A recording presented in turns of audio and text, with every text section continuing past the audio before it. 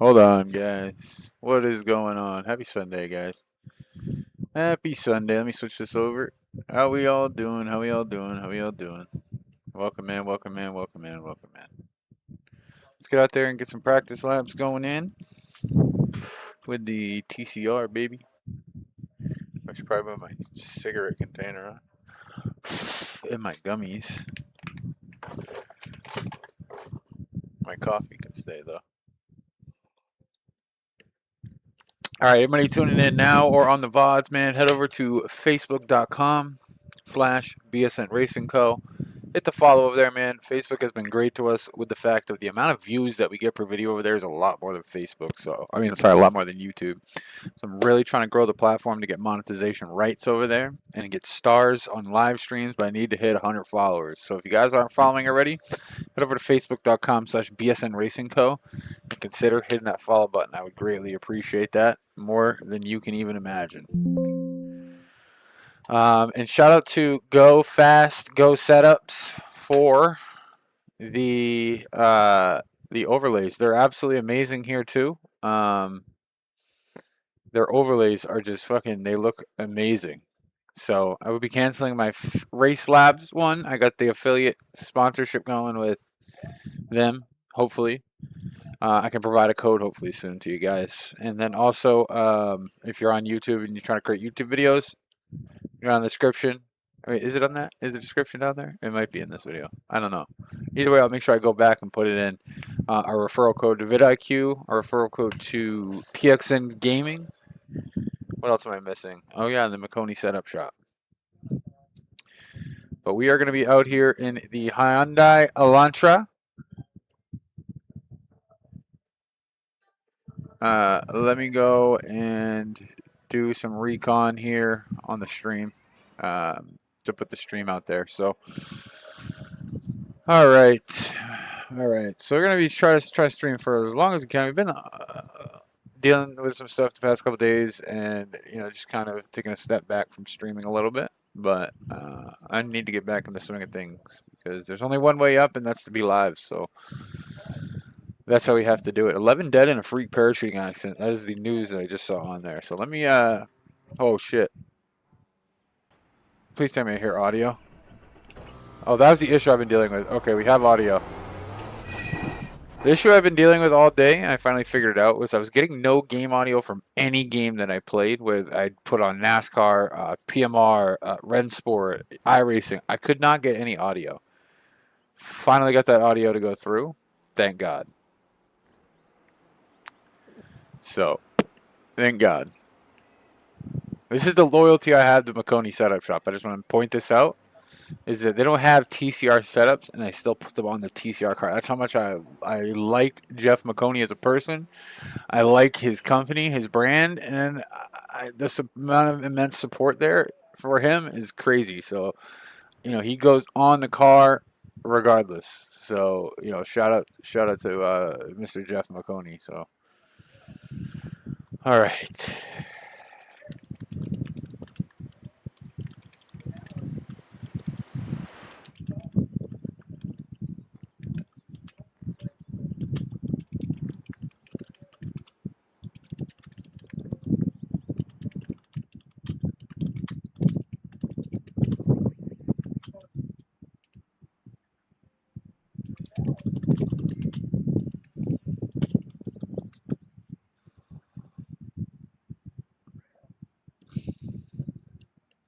So we're just gonna give me a second here so I can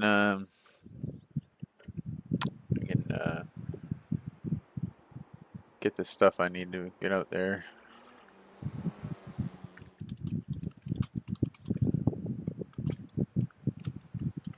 We are turning left.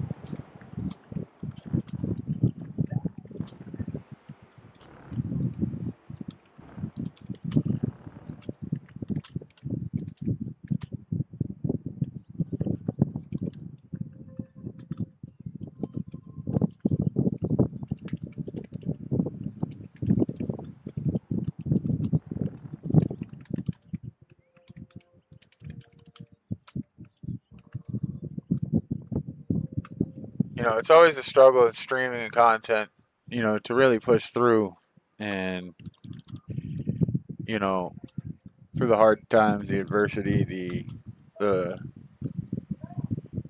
I mean, myself included, not having growth, because I have that issue every single day when I boot up, or when I'm sitting in work during the week and I'm doing racing gig on the side to try to get some stuff together for the team and plan stuff ahead, and how are we going to do this and how are we going to do that and how am I going to get this to do? Are we going to lose people?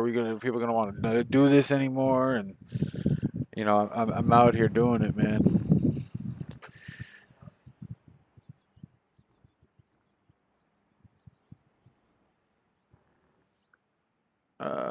Share this out to iRacing. Did they take me out of that group? I don't see. Oh, right here it is. Okay. There's that. And this is the thing. I wish I could just one click of a button, send it all out, and whatnot. It's very hard with streaming also.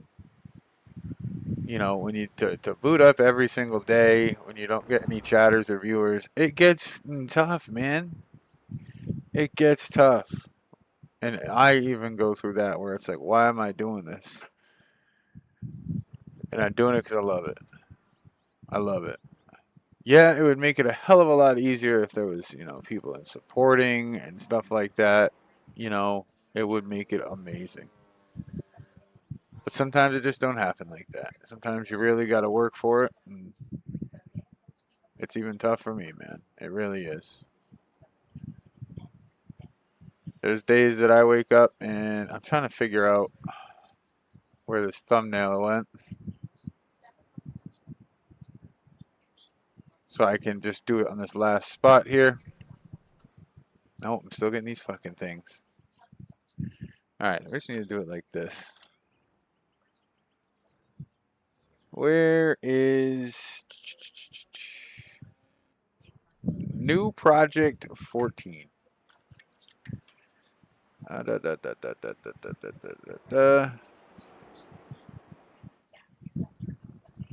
Hopefully something coming with Raycon. That's all I'm going to say. I will find that out here before the beginning of July.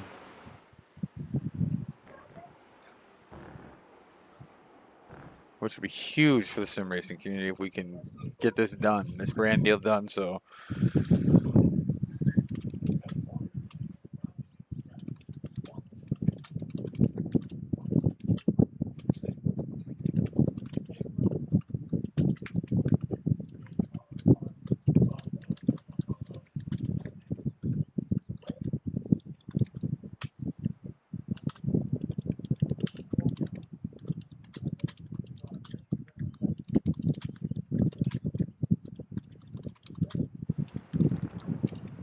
all right, guys, there we go.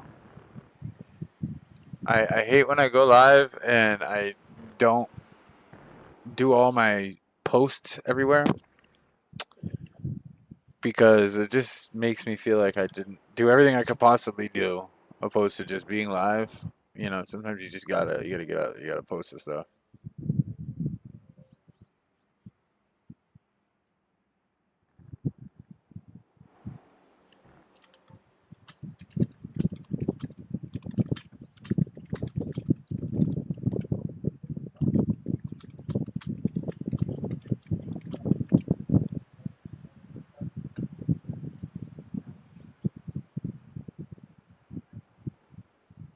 All right, create one more post. I almost forgot. Sorry, guys. Forgot about our good friends over on Reddit.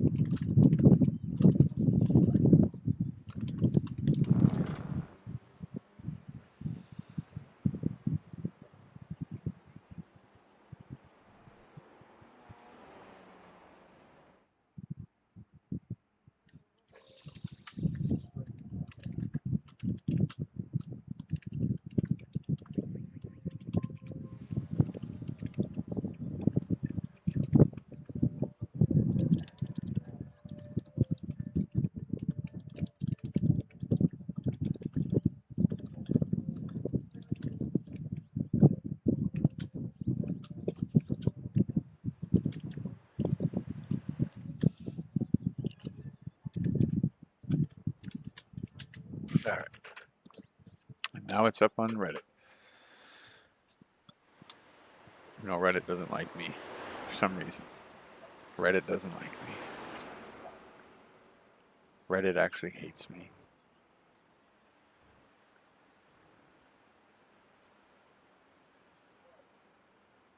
Reddit actually hates me. 9 times out of 10, Reddit hates me. Alright, let's get out and practice. Hope you guys have had a great weekend and an even better work week coming up.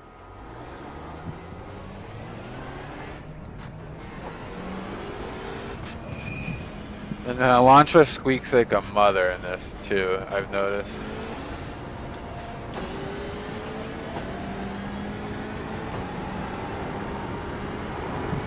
The beauty of it is a lot of the same faces that you find in the TCR races and the Clio races.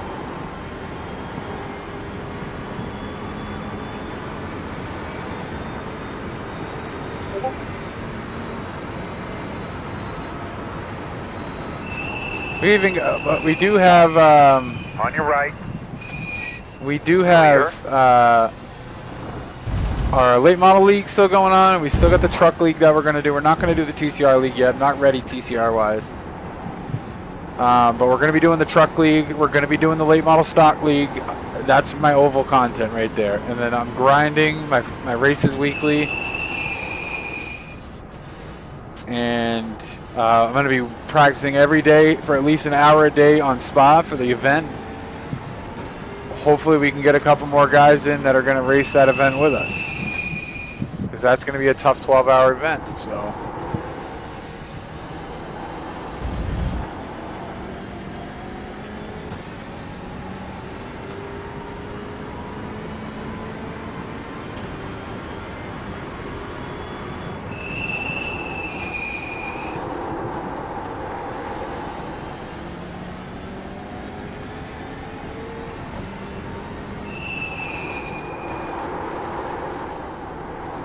Not so good in that corner, I feel. That wasn't terrible. It could have been worse.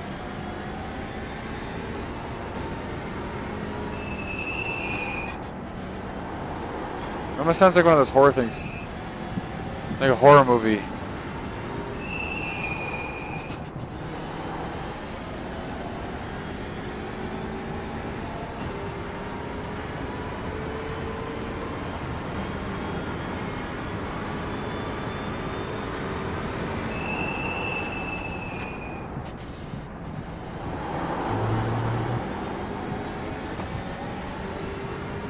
.154 the leader's going. I hope I can get up to that at one point. You know, Watkins Glen is ending.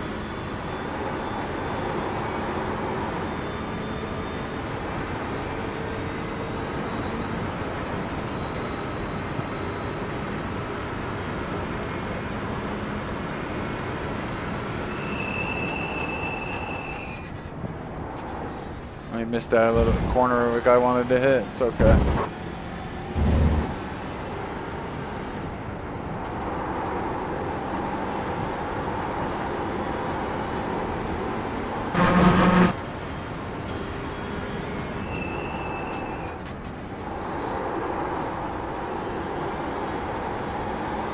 Crazy because I feel like we're going a lot faster. And of course, when I feel like we're gaining a little traction on Watkins Glen, it's over. And we'll be off to Road Atlanta tomorrow. Crazy. Next season, when we come around, season 3 or whatever it is, right? At least we know we should be a lot better at it next time we hit it. Which I'm going to be doing my practice tomorrow after work on Road Atlanta before the week switches over, so we can hit the ground running. Maybe we might even check it out in a practice race tonight, see what we got for a guide. Jay Calls should be coming out with a guide.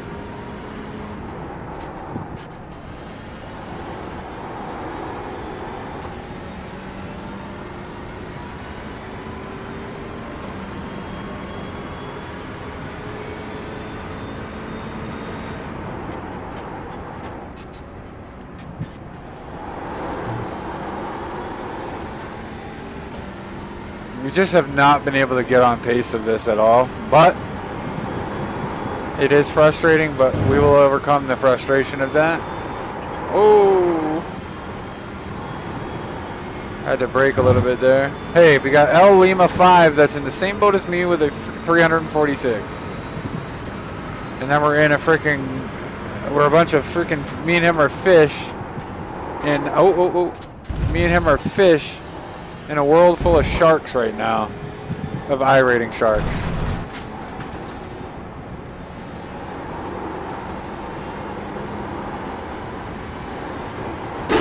There's the wall. Yep, fucked the car up pretty good there.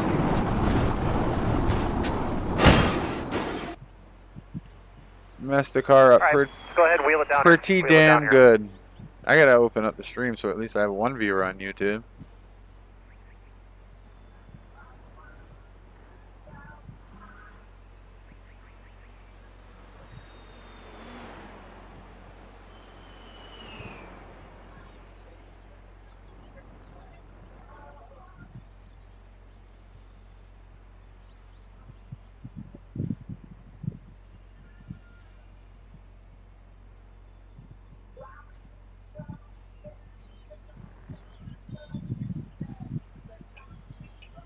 Oh, I gotta make sure that it's muted. It is, okay. It is. I gotta figure out tomorrow on how do I make it so I can listen to the music and not have music going through to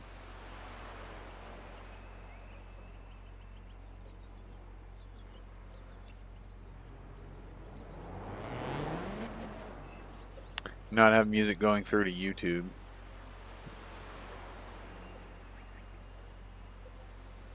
Is the goal. So, alright, let's get out there again. I've gotten to 150. I don't know how these guys are getting. Honestly, I don't know how they're getting 154s. They must obviously be doing. This must be their thing, though. So I guess I can't get mad at it. I think what's gonna happen too is like I'm gonna put so much time into sim racing that I'm gonna have time to work iRacing back into the schedule, video and stream wise, while still doing my team stuff, you know. So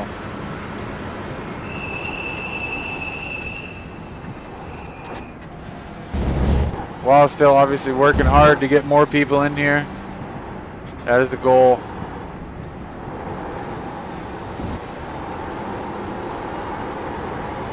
It's always fun to be able to have people around you that want to race and stuff, you know?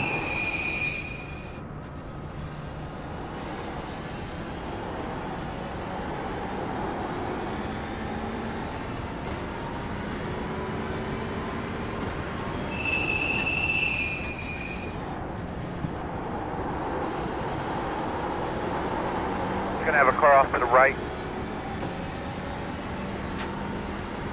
He's moving, he's moving.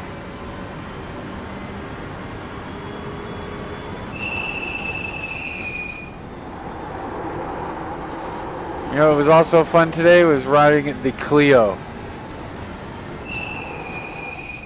The 16 is the fastest car on the track. 54.277.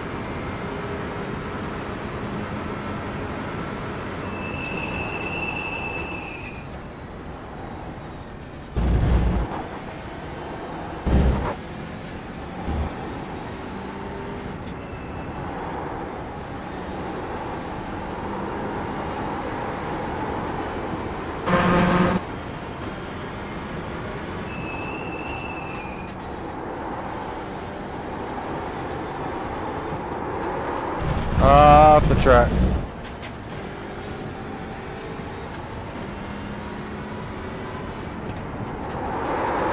Oh, did we lose it? Did we lose it? Oh yeah, we're losing it. Again, we hit the curb. Damn it.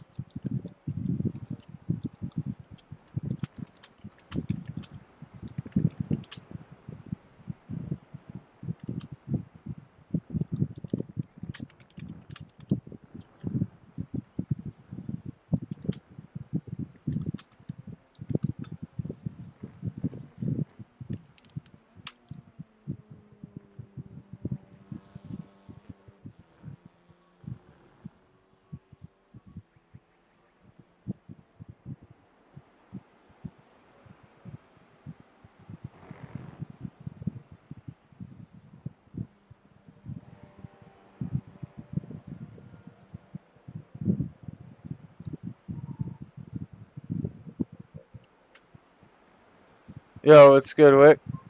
How you doing, bro? I hope you know there's no hard feelings at all, dude.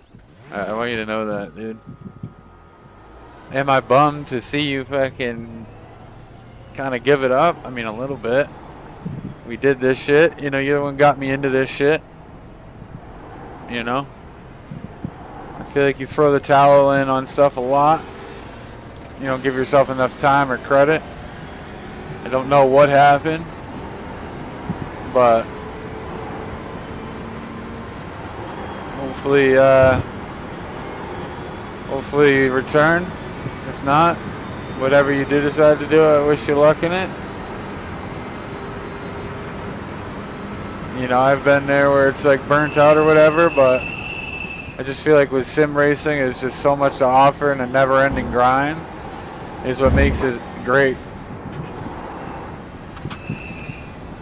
Hooking up the Logitech for my stepdad for Forza 6. Oh, how does he like it?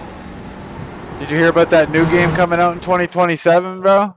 It's called Clutch. If you have not heard of it, it's an open world racing simulator. If you have not heard about it, I'm about to link it to you now. This is coming out in April of 2027.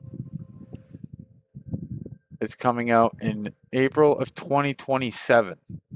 It is an open world driving, so it's called Clutch, a cinematic open world action driving game where the worlds of professional underground street racing collide with the French Riviera. It says it's single player, multiplayer. It looks to be something great. It could be something stupid. It could be stupid. I'm linking it to you there if you take time to check it out. I need to mount that monitor higher. I mean, I was watching some of it today. I don't know. It kind of reminds me a little bit maybe of a Forza. I haven't seen any actual gameplay videos yet. I know there's stuff out there. But it's a single player and a multiplayer. Oh, gameplay. There is gameplay down there. I'm just going to fast forward it. So it looks like it's cinematic now. It looks like a content fest. Now, could it be stupid in the long haul? Absolutely. Absolutely. I actually this weekend got the game Rensport. That company sent me another rig for the replacement, and same outcome. The box came destroyed from FedEx. I thought you had a rig. I saw you sitting in it, and I went back and watched the stream. I thought you were in a rig. I don't think it's a company problem, though. It sucks that the company has to go through that, but that's a shitty FedEx handler's problem. Not even just the truck driver. It probably came from overseas, I would assume. So every package handler and their mother. I forgot to ask you. What do you think? What do you think of these overlays? What do you think of these overlays? That could be a packaging problem for parts. And the box. I went back and see the picture. The box looks like the handlers just ripped around that shit. The parts missing are probably because the box was open. We're driving your mother's Hyundai Elantra now. And I'd be driving the Clio since you've been gone. Since you've been gone. I just got another guy in the team, bro. If you ever decide to come back, we'll see how these rules go and how we want to do this. But I do hope you return. All it is to make people have a little bit of direction, myself included. And it makes them really think about what the team really, if they want to really pursue one thing or another. It doesn't mean, oh, I need to be a competitive racer, but it helps the team with brands. It helps the team with,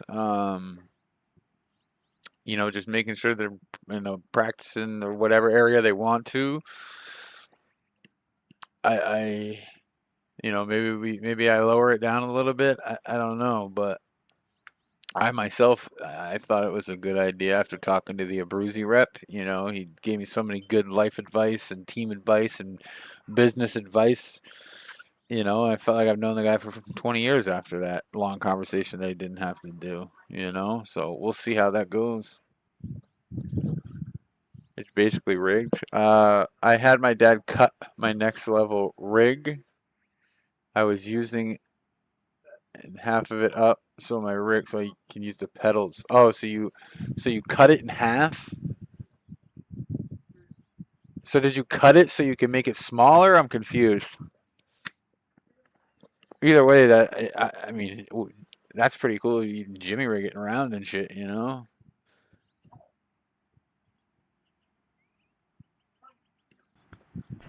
I think the thing that I've noticed with you and sim racing, bro, and it's all love, right, is you take stuff too personally in the race to where it's like, I feel like, you get worked up easy if you get shit on in a race, or if multiple races go on and you're getting shit fucking placement and getting DQ'd and shit, I'm going through that shit with the TCR like a motherfucker right now. I'm getting slapped around every single race. I'm finally getting better at the TCR on Watkins Glen, and we're leaving Watkins Glen tomorrow. So it's off the road Atlanta. But I'm locking into a few different things. I don't know how the thing is like the late model stocks, the league is starting back up on the 8th. So I'm doing that. That'll be my late model stock fixes, just the league. I joined a truck league. Don't know if I'm going to do it because I don't know if I want to continue to buy tracks, because I'm just going to focus on this shit right here and maybe the Clio. Something about these everyday cars is just, I don't know what it is about it. To me, racing everyday cars, I like. A car that you would see driving down the fucking freeway.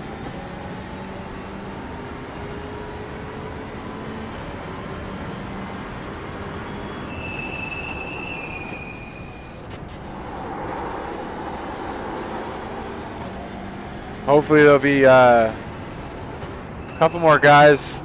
They're oval guys. And I'm trying to get this other kid from the Netherlands in to run some comp stuff. I just want to get the name in the races is what it is. And then I just want to sit back and create content. And then run some events here and there, maybe. Like solo events. Great. Like I'm doing that 6-hour solo event with this TCR car right here. You should have a couple good ones here, bud. I was able to complete my first endurance race, which was cool. The production endurance challenge. Yeah, granted we lost 15 or 20 minutes to the pits, but we finished it. If you want to hit live and that's it. If you are okay, in my opinion, this is it. If you are okay with the potential of just streaming to yourself and a few others, if you're cool with just not really gaining traction, then that's okay. But only reason I try to say stuff is because this is never going to grow like that. Very, very slim chance, I should say, to just be able to hit live and be okay with it. And I only say that because I know the viewer count thing bothers you. It's very hard to expect the people to come in there when they don't even know who you are. Unless, I mean, you can try, go network. That's the biggest thing is getting out there in the chat. I'd be trying to do that in hopes that it works. I mean, we'll see. But I know that it's a step in the process.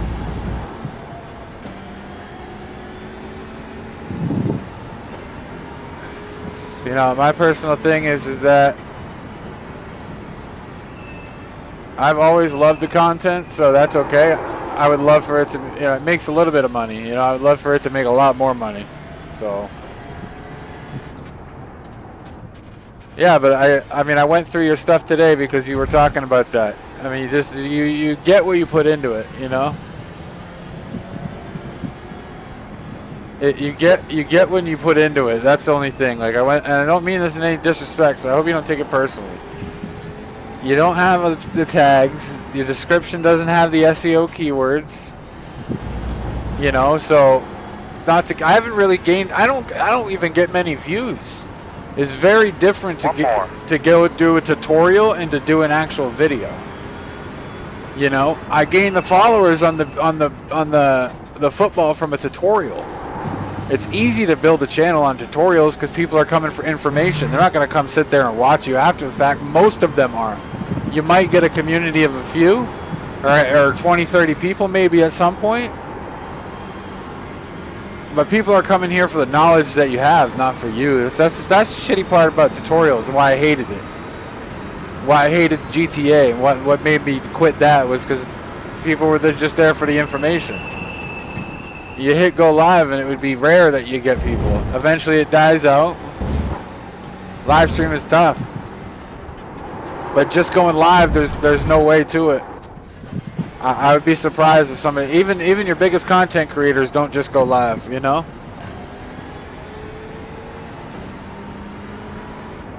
But the thing is I look at it like this, and I think I said this to you earlier today, is do you actually love doing that? That's the question you have to ask yourself when you're doing content. Do you actually love what you're doing, or are you just doing it because you know it gets views? Because if you loved it, right, you wouldn't have quit in the first place. That's how I look at this. Like, if I love it, I wouldn't have quit the GTA. If I truly loved creating content around football and football video games, I wouldn't have stopped doing it. But it took the love out of it. Do you love when you hop into GTA RP still and when you play? Or are you just thinking about because the channel made it? But the thing is, when you say that, let me say this. Do you love creating content? Do you love the thought of getting on and doing a video, or does it feel like a chore doing that video, like you have to do that video? If it feels like you have to do it, then you don't love it. And the only way to really be a successful content creator is if you love doing it because you love to do it. You have to love to do it in order to gain the views and the follows, right? If you're just doing it because you know it gets followers and you don't actually love it and into it, people notice that in the videos. They notice that in streams. They notice that you're just there because you feel like you have to be there. It's the people that make it, or the people that people notice that are there because they thoroughly enjoy it. And that's where the personality comes in, because you enjoy it. You do it because it's something you love, right? That's what content creation boils down to 100 times out of 100. And we're starting in the back.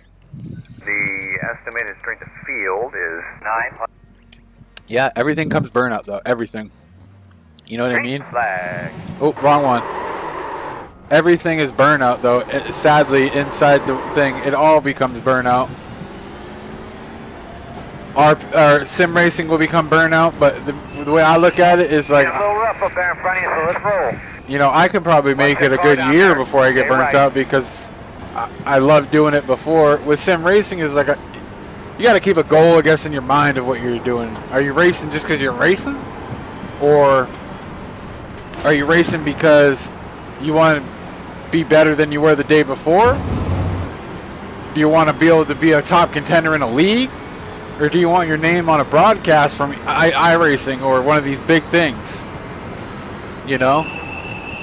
It's so easy to get discouraged in sim racing, though. I'm not going to lie.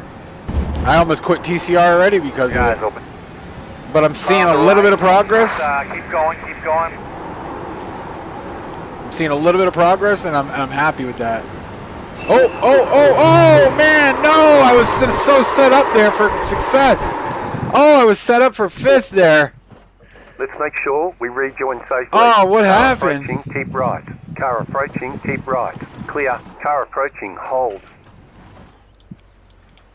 Clear. Fucking A, I couldn't get in the right gear. Oh, I was so good right there. I'm sitting here talking like I'm feeling good. I don't know, I locked the brakes there. That was the problem. I think the problem with the sim racing, bro, is you haven't figured out what you love to do in it yet. You know, you haven't figured that out. Maybe try Assetto Corso Competizione. Maybe give LMU a bigger shot. You know, maybe iRacing's not the one you like. I love it. But I also play the other ones behind the scenes. I went back and started playing my NASCAR 25 career mode again and loved it. They're by half. There's way too much to do. That's why you got to lock it down, brother, because you feel overwhelmed that you got to buy shit for all these different categories. I'm in the same boat where it's like I feel like I need to be an oval, but I don't want to be an oval racer. I get bored going in a circle. I do. So I told myself I can play NASCAR 25. I can still do the free the stuff that I already own. I don't have to buy a track every week.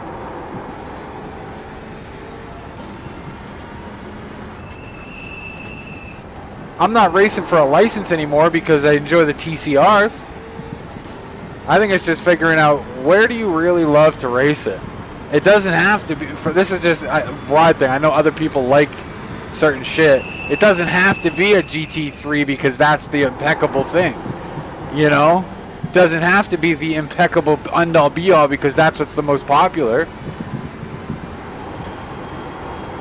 Shit, I love driving the fucking Clio. I love it. Why? I don't know. I love... What the fuck was that? Did my rear end of my car just fall out? What the fuck? You know, I'm really starting to get the hang of it. And you know what it is? It's because I'm only fucking focused on driving this car. That's the thing, is I'm focused on driving this one car now, for the most part. I don't jump around cars. I try not to jump around classes too much so I can really fucking learn the car.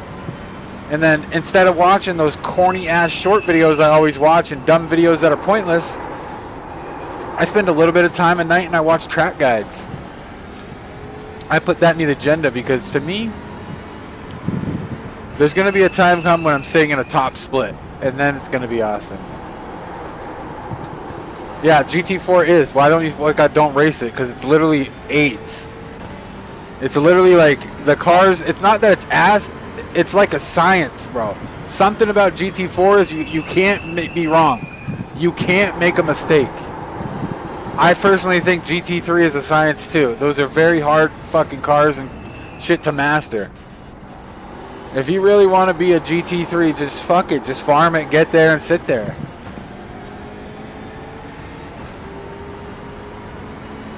But prepare for a long road, you know.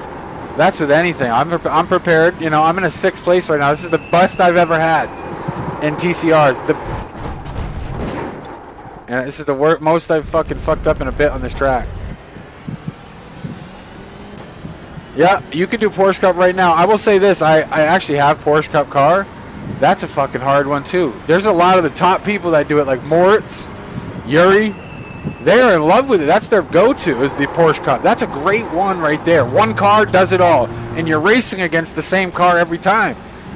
So it's a matter of skill. Porsche Cup's a matter of skill because everybody's in the same car. I believe it is open, and only open series, but still, it's all about skill with that. Wow, we're in a good spot right here. Everybody else, I think, quit. We'll take it. Porsche Cups are good. I'd even run some Porsche Cups. I just didn't because I didn't buy Fuji. Yeah, the multi-class is tough, but you just have to think about it like you're only racing. You're only racing against that one category. I was thinking about bringing because I bought the Clio. I was thinking about putting the Clio in the production car because I would always win because nobody races.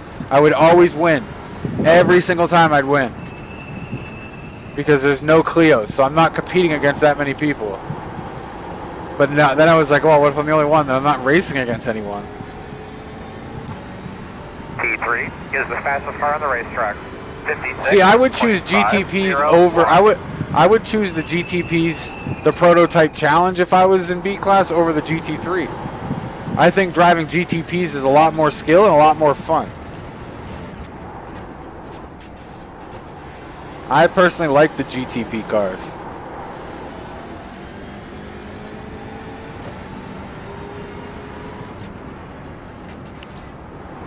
Yeah, it's tough. I mean, it's tough. My thought process, I'll always let him go. If I'm on a turn, I'm not moving. And I'm not going off track to get an off track to move.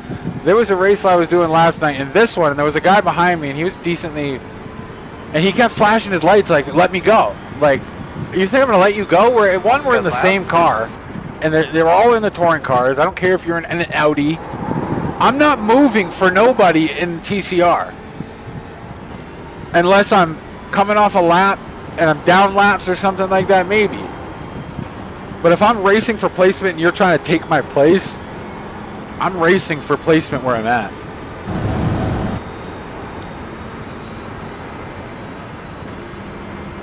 Yeah, I mean, it's tough. People do that in this too. People just, they're on a different agenda. That's the thing. You know, everybody's on a different agenda when they're racing. Some people want to race it hard against the 9th seed when they're in 10th. That's me. I want to race. If I'm in 11th and I have a chance to get that 10th spot, I want to take that 10th spot if I can get it. I want to fight for that 10 seed. Why? Because it's iRating. Every spot is iRating, so why wouldn't I fight for it? That's just how I look at it. I'm going to fucking fight hard for every position on the track I can get. This one's really going to help me right here, though. Only a 2X, 56 overall.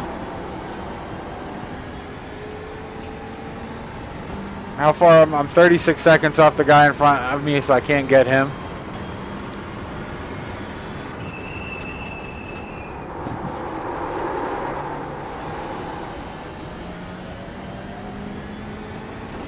You know, I like the TCRs. One, because I just like I said, I like racing these cars. And two, I don't have to worry about a license class anymore for this. No, I think it goes where. Well, yeah, it's on what, Sonoma. My thing is you know me, I love the oval, but I don't have enough excitement out of going in an oval anymore. And I want to lock into something, so it's like, you know, I want something that's giving me more of a challenge, and this is definitely a challenge for me.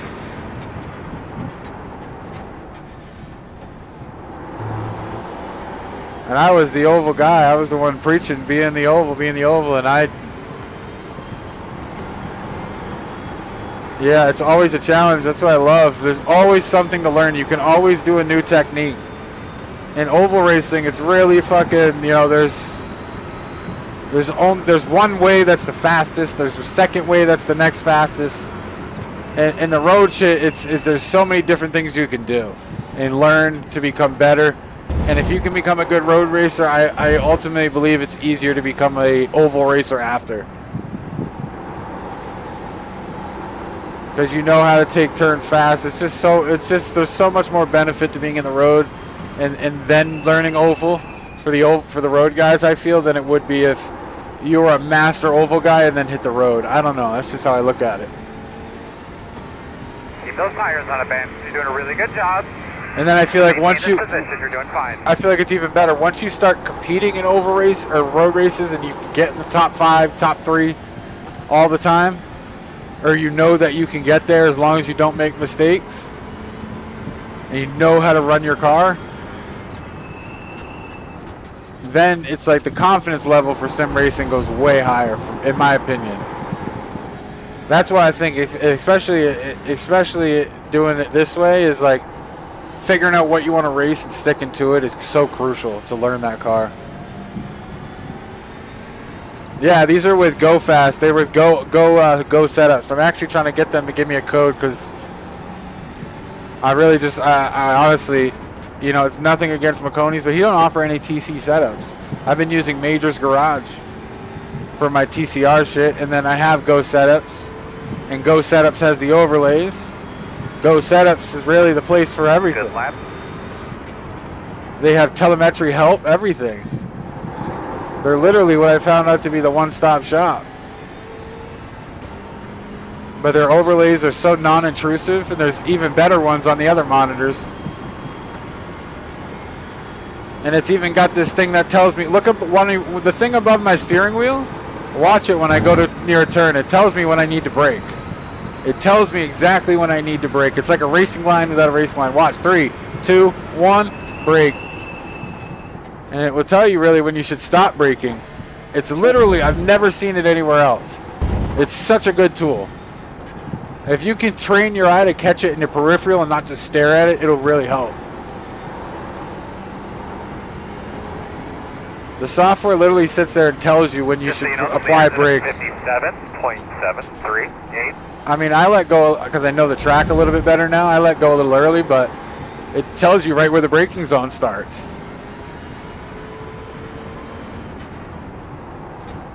Tell me that ain't crucial right there. Literally tells you in that thing. That is, I'm telling you. But you got to train your eye to be peripheral. Because when I first used it, I would follow it. You don't want to follow it till it tells you to stop braking. But it definitely, when it, like, I even go at the 1 second, I'll even start slowing down a little bit. And it helps me fucking enter and exit a lot better.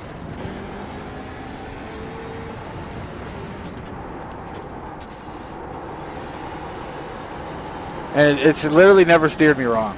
I've fucked it up because I've not listened to it by trying to go a little bit further. And I fucked it up. So it's pretty damn near accurate.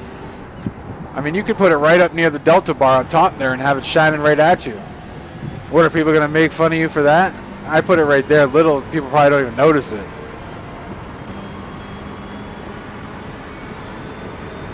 I mean, I'm using I'm using literally everything, track map, everything that they have. Not everything that they have, but I mean, dude, even their overlays for the relative is non-exclusive. Look how fucking clean the one up top is. You can't even see it. I don't even notice it's there. How much is it? $4.98 a month. $5, £5 or something like that. $4.99 a month, guy. And that gets you Go setups and everything. It gets you literally all their setups, everything. That's why I want their code, because I think it's the most it was is 10, but I'm pretty sure it's like $5.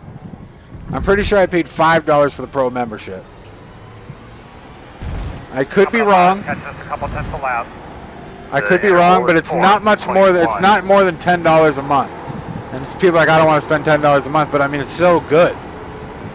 I don't think so. I mean, I haven't tested. I don't think they're better for the oval. No. I don't know much about road because I'm not that good of a road driver to tell you. But I do not think Go Setups is better than McConey's at the oval at all. I think McConey's got to beat there all day. I think McConey setups are very, very good. And I'm sure if I was a better overdrive, McConey setups would be better there too. I don't know. Why do I feel like Go Setups is just very corporate and doesn't give a fuck? That's how I would take Go Setups to be. McConey would probably stand by his product because he's a small-time company. That's where you get your better results. When you get a big company like Go Setups, they're probably just selling you the baseline setup that comes from iRacing. No word of a lie. Let's be realistic here. But that's the go-to, you know? But I do think they're good. I mean, nobody has TCR setups. I had to go to Major's Garage for it.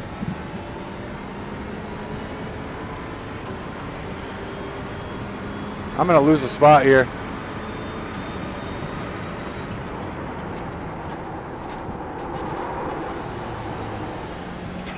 All right, let's lock in. This guy's going to dive me.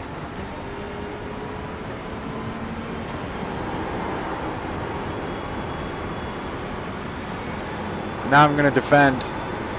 I'm not going to be scared. I'm going to defend.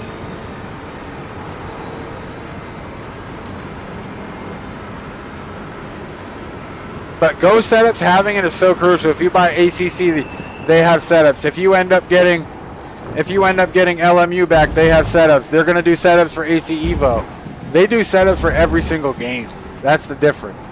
So when I play a Assetto Corsa Competizione, they have every setup for that fucking game that I ever need.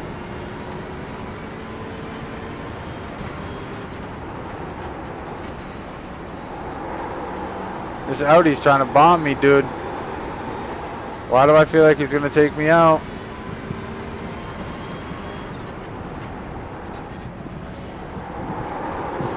It's crucial to beat him off this hill. Such a crucial hill to be able to beat someone off of. And we pretty much got it down packed on there. So next season when we come around to Watkins Glen with the TCR. So crucial. We got that gap on him. We just got to hold him off here for 3 minutes.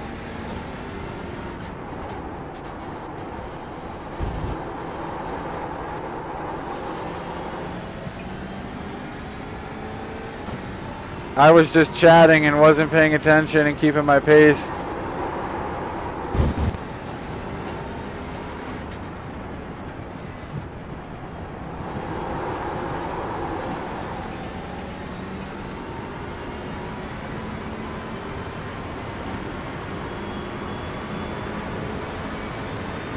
That lap was a really good lap, man. Good job. You see how we keep that inside there? If he's going to take me out, he's going to take me out. But I'm not going to give him the best line. He can go. I'll let him take that outside there, but I'm going to hold where it's on the inside the next one. He's not going to get the turn on me. I'm learning with the road how to beat him at their own game. Here is like crucial. Like, could he fuck me here? I don't know. Is he dumb? I don't know. Left side.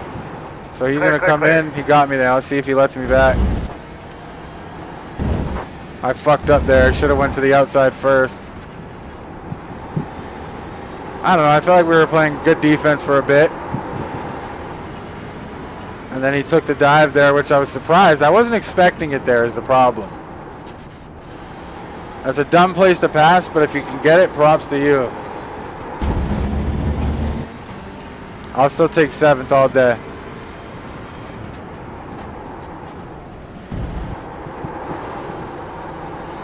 I wouldn't have been comfortable to take the pass on the bus stop there.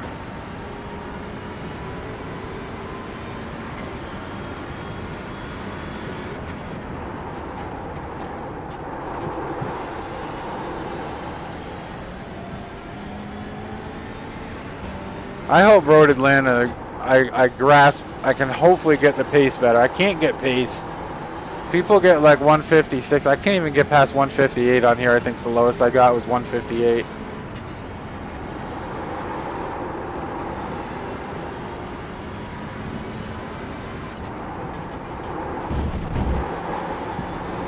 A couple of those spins didn't help me either.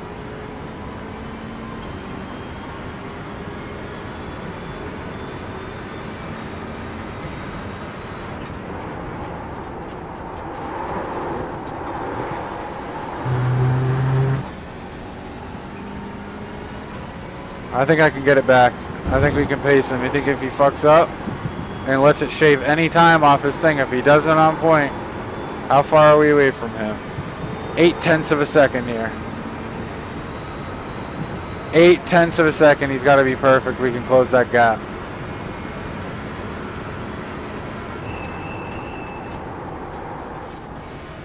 We were too slow there.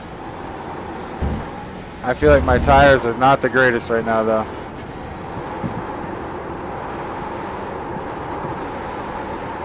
See, that's usually the great spot to be able to gain momentum. We lost almost a second on him here, though, on the bus stop.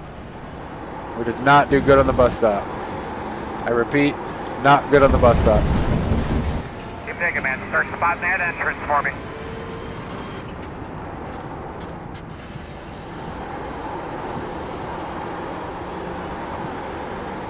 $1.9, yeah, we lost about a second on him. The bus stop killed us there. One more lap after this to get it.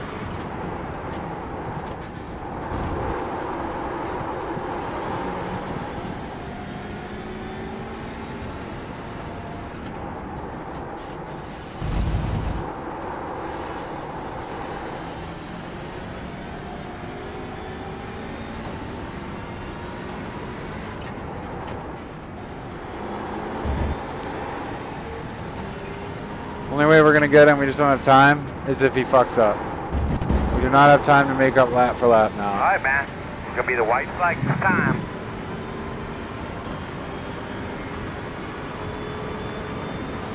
That's a good lap, my man. Just keep it up.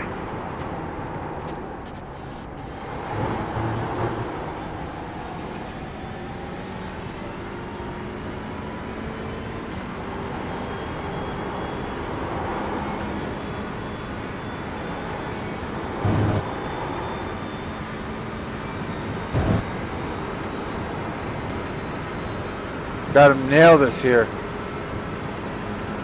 2 is just too much.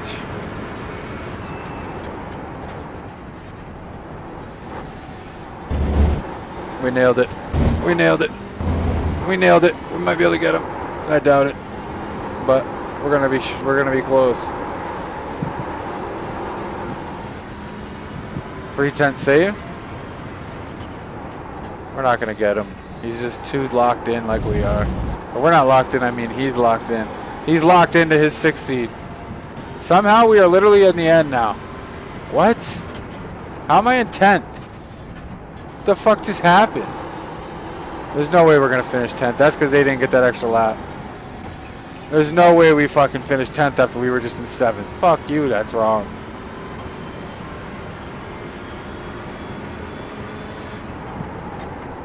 Ah. Are they free? I would be interested to try him for his TCRs. Although it doesn't really matter for the fix, but this one right here would have been nice to try others. I got a general. There's a general one from the TC Discord. Oh, they're not free? I don't know. A lot of people say these cards don't even need that much. The TC Discord, there's people that make just general ones. There's no way we finished 10th after just being 7th. Yeah, we're going to go up there again. It's because they didn't get the lap. Yeah, see, we got 7th. Nice. Plus 39, thank God. Plus 39. Check the flag, man. I've tried to find other ones, but it looks like the one I found for this one is a general one. So it goes across the entire thing. It just gets your card dialed in for your car, not the track.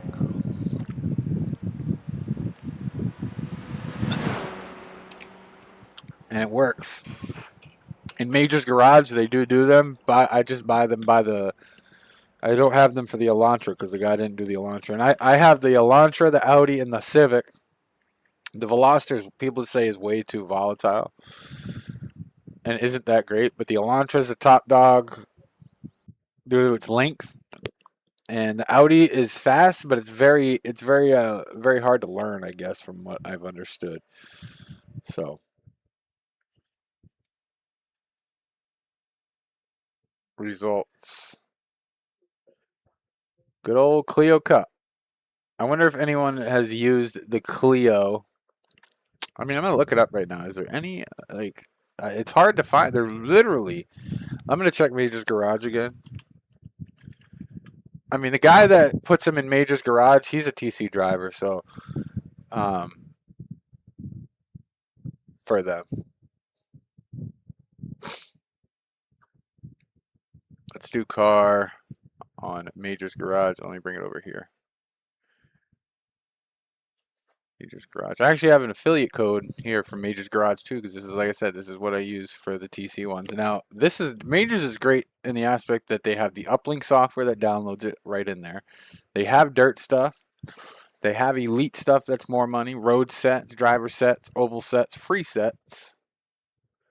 And they do coaching. They even do Major's events. They even do events, which is awesome. They do events in NASCAR. Or sorry, no, they do the, oh, where is it? Right here.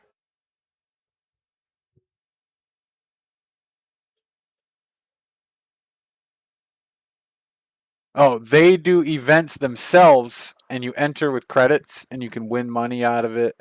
It's pretty cool. I mean, they do a lot over here at the major stuff. So, and they got a bunch of stuff, a bunch of different stuff, a bunch. I'm talking a bunch of different stuff they do for events with majors.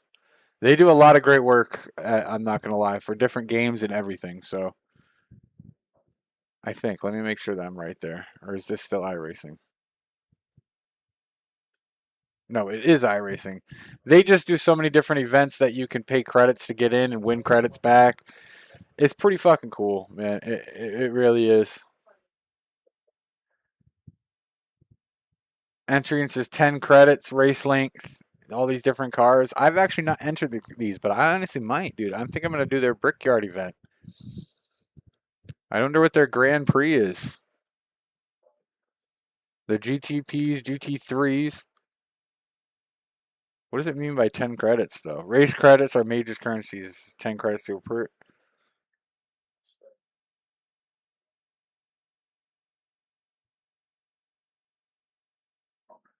Yeah, but you win this money, which is cool. But I wonder what you use it for, though. Probably for their stuff, I would assume. Right? They have league. Like, you literally have standings.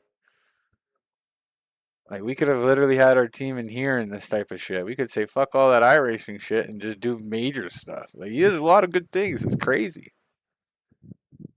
I wish they had some TCR stuff. I'm curious about their Brickyard stuff. They got 3 different Brickyards going on.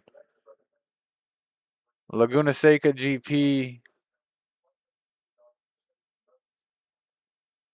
More info soon. More info soon.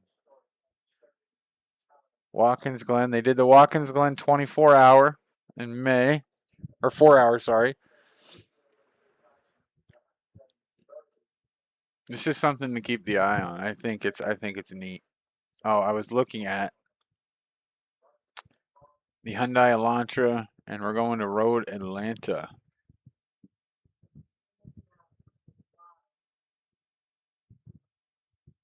Yeah, see, even I'm telling you, even I bet you they have it for the Civic though. Is it Atlanta? Like, I'm confused here. What's going on? I might have to just go car. Let me just check the Audi. Yeah, see, something's not right.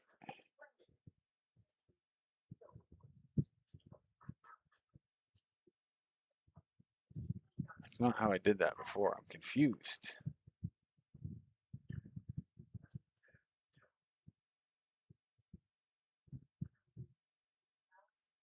Oh, Road Atlanta. Duh, I was on the wrong one. Yeah, Audi, Civic. I guess they didn't use the Hyundai.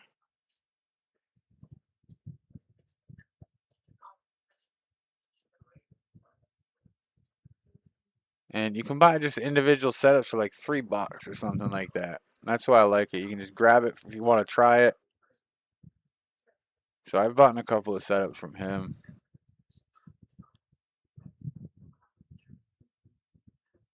I can't get anything for that. I do have the Audi, so I will try the Audi tonight on Road Atlanta.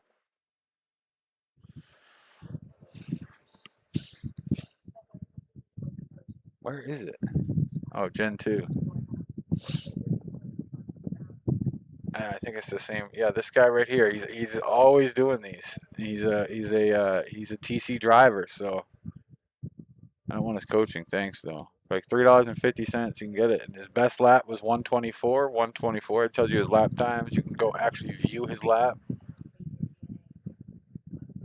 I wish that he did. I guess he doesn't drive the Atlanta or the Elantra is the thing. That's why I have the basic one in there for it. So I wonder what the LMP3 would be like that. Would be like here.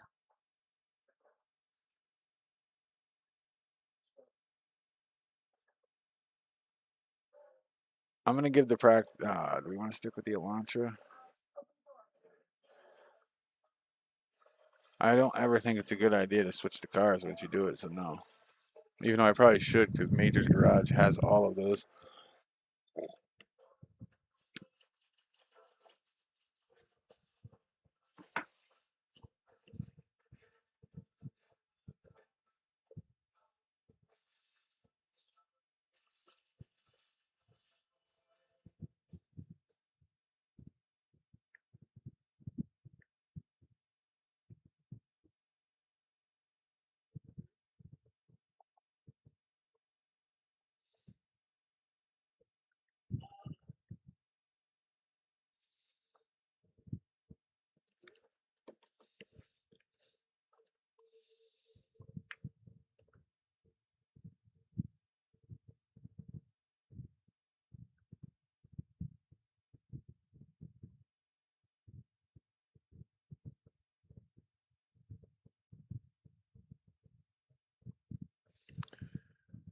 I don't ever wanna feel.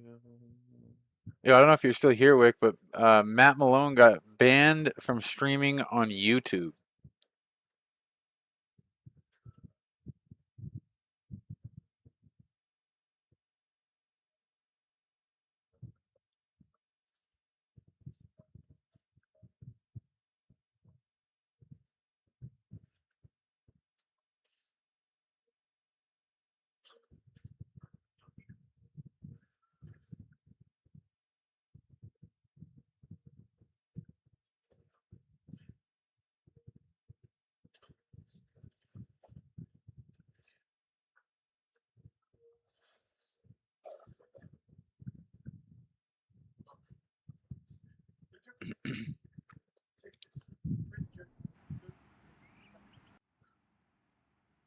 Here we go.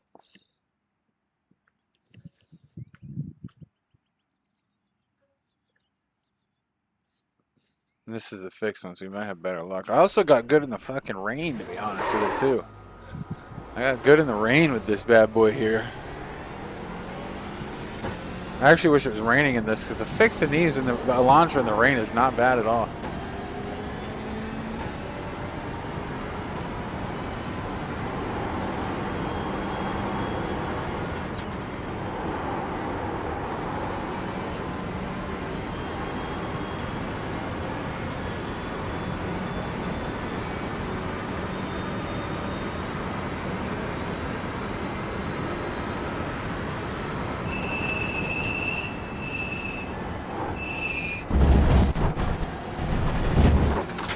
Got us to the off track there. Figured they would.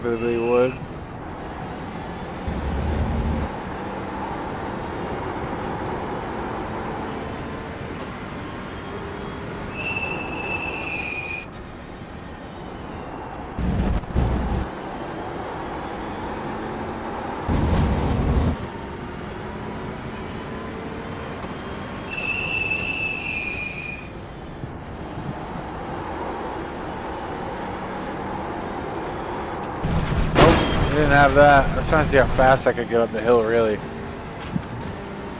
Everything all right? That's what I want to know, is how fast I can get up the hill.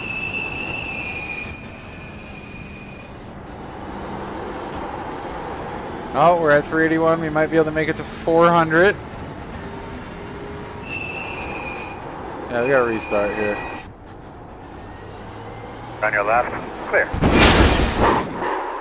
Why I did that, I don't fucking know. I wonder what he thought.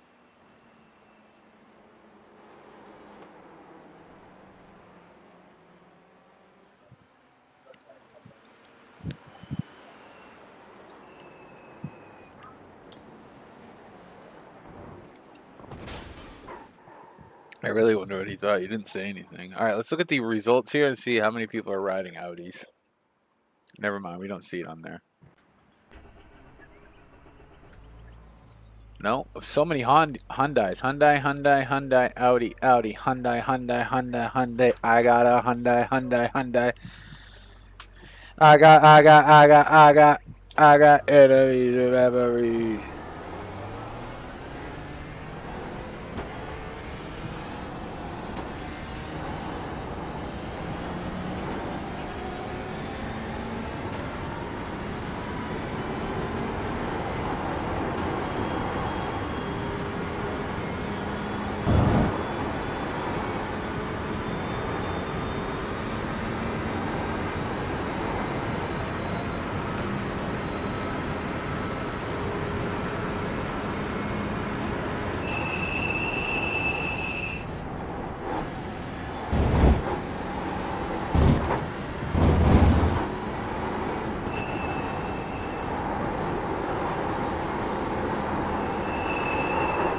Oh my god, I can't get that right there.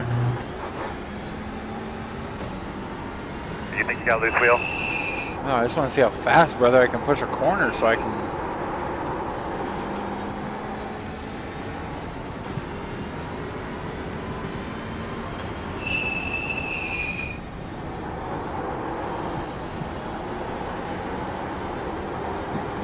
That was so optimal on that hill right there. I got to do that 1,000 more times. That was so optimal right there. That felt great. For the first time, that hill felt like amazing.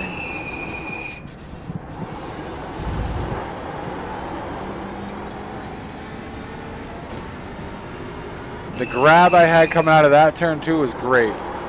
This one never feels good. I always feel like I'm sliding my way out of it.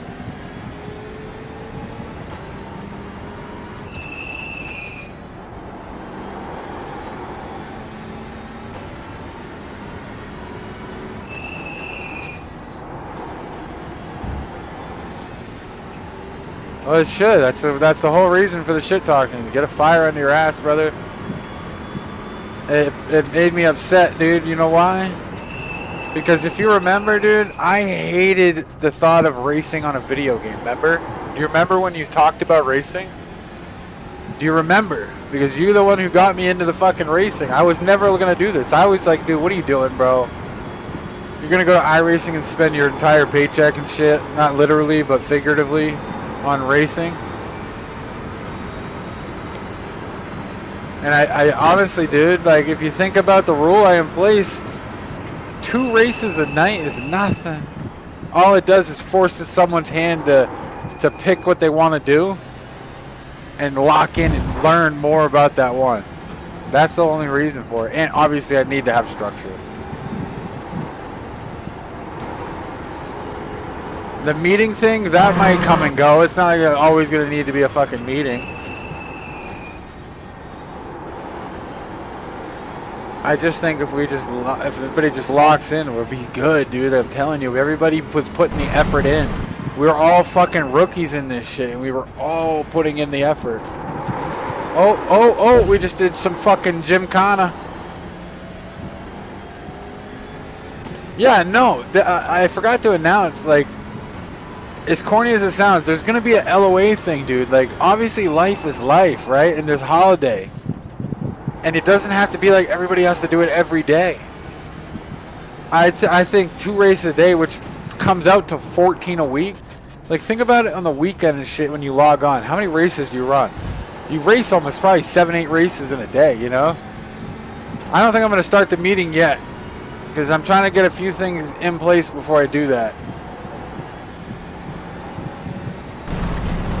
So I don't think I'm going to do anything starting this week. But I do want to be prepared myself, because I want, after doing the 2-hour endurance, I want to participate in the spa event. But I want us to be in a better position to do it, and that takes, I'm going to do it. Everybody, if they're going to do it, they should be putting in some time practicing on their own time. You know, I'm going to open up a hosted league. And what the hosted league is going to be is all the practice for the events are going to be there with the tracks.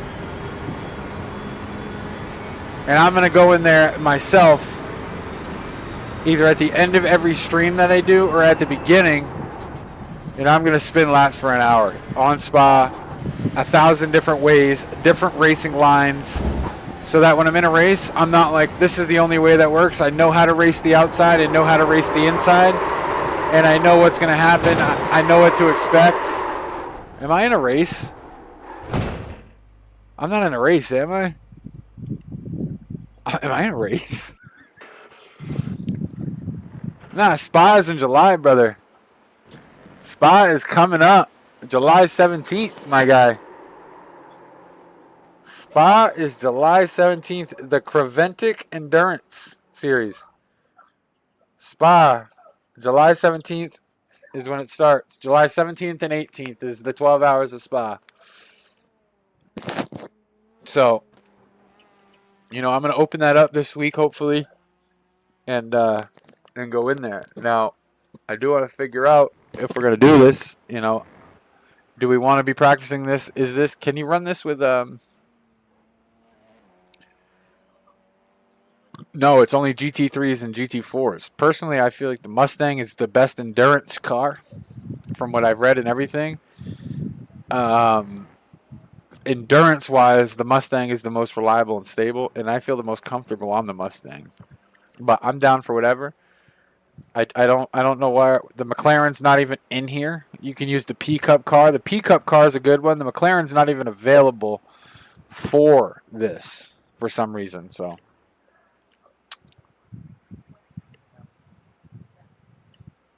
Oh, iRacing does it in September. I don't see it on their thing. I didn't even see it on their thing, but they do the 12 hours. They might do it for the 24. They just did a GTP 24-hour one at Montegui or whatever. But yeah, this endurance series, this one starts July 17th. I definitely want to do this. And I'm going to be... And the other thing I'm doing is I'm attempting the Nürburgring 6-hour solo event. I'm attempting that on July 4th myself or 5th, and I'm going to do it with my Hyundai Elantra.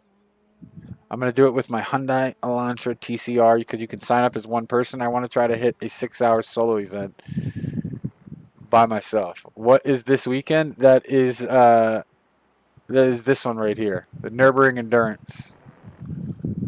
Well, it's the 4th and 5th. I did the production car endurance challenge recently. That was 2 hours only, though. The Porsche Cup is not scheduled. Yeah, I'm doing that. And I'm not there to win. So, like, I'll take a pit stop if I have to use the bathroom. I'll go in the pit. I'm there to complete and get the best position possible. I don't expect to do anything great out of a TC. But I wanted to try it. I was going to do this one, which I might do this still. It's a 3-hour GT3 event. I don't know. I didn't like it because it was on Olton Parkway, but with it being on Mount Panorama, that's a fun one. But yeah, I think I'm going to do the TC on the ring. I know that's 100% what I'm going to do on July 5th, I think. And then they do a endurance challenge for the TCRs. They just did that yesterday. The GT4s and the TCRs.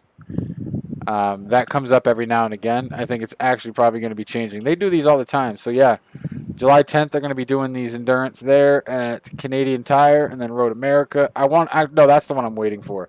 I want to do the 2-hour TC one on Road America too, but I am going to try that 6-hour on there. What time is the ring on the 5th? Let's go see. You can do that one solo. I think it's a great opportunity. Dude, it was hard doing the 2-hour of the endurance, right? But I know the 6-hour is going to be hard, but if you think about it, you go in there where I'm not there to win. I'm there to just finish the race, and my goal is to get as little incident points as I can get out of there with. So it's going to be 3 a.m.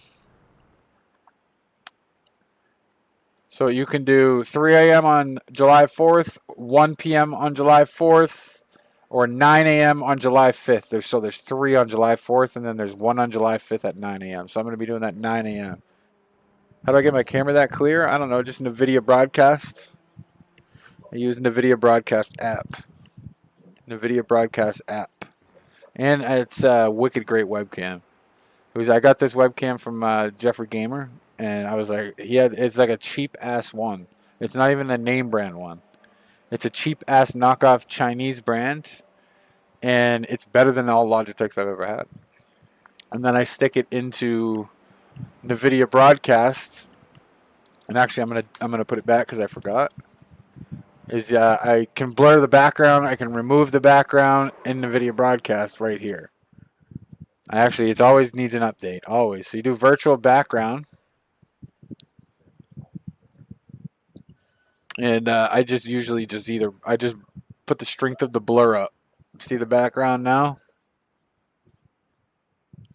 I try to make it look more realistic, so that's probably even a little too much. You don't even need that much. But yeah, you just can blur the background and make it look like a real camera. Yeah. So you can use NVIDIA. He didn't know about the video. I knew about the video broadcast. But you can do this and make it look like a DSLR camera. That's why I use it. And it makes it so you can actually read what's on my thing more. So I put everything on my camera. All of my shit on my camera. So it's all right there. Because who cares right there, right? It's not on the screen. It's not too invasive, you know. Everything I put right there.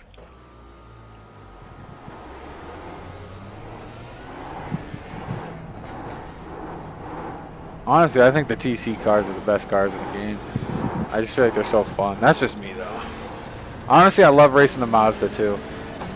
I'll race the Mazda Cup too. The advanced Mazdas. I just love the Mazda. And in all racing games, I'm always going for the Mazda Racing for some reason. Race Room, I'm going to the MX-5. Project Motor Racing, MX-5. Assetto Corsa doesn't. Assetto Corsa Competizione don't have that.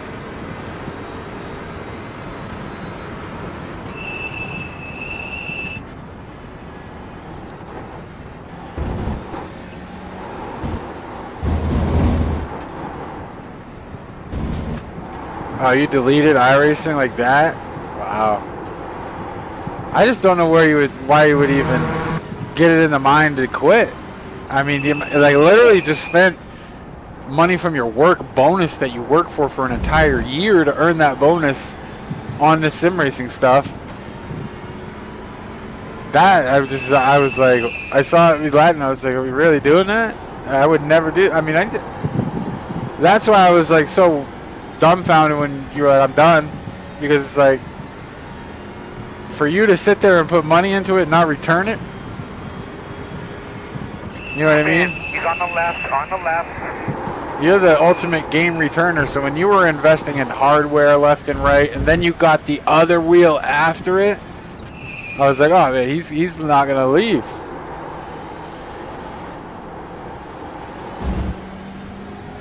I was just like, I don't even know how he wakes up every day when he's not working and sees the sim rigging and then doesn't get on it. Especially with the GT wheel, I'd be all over that GT wheel every day.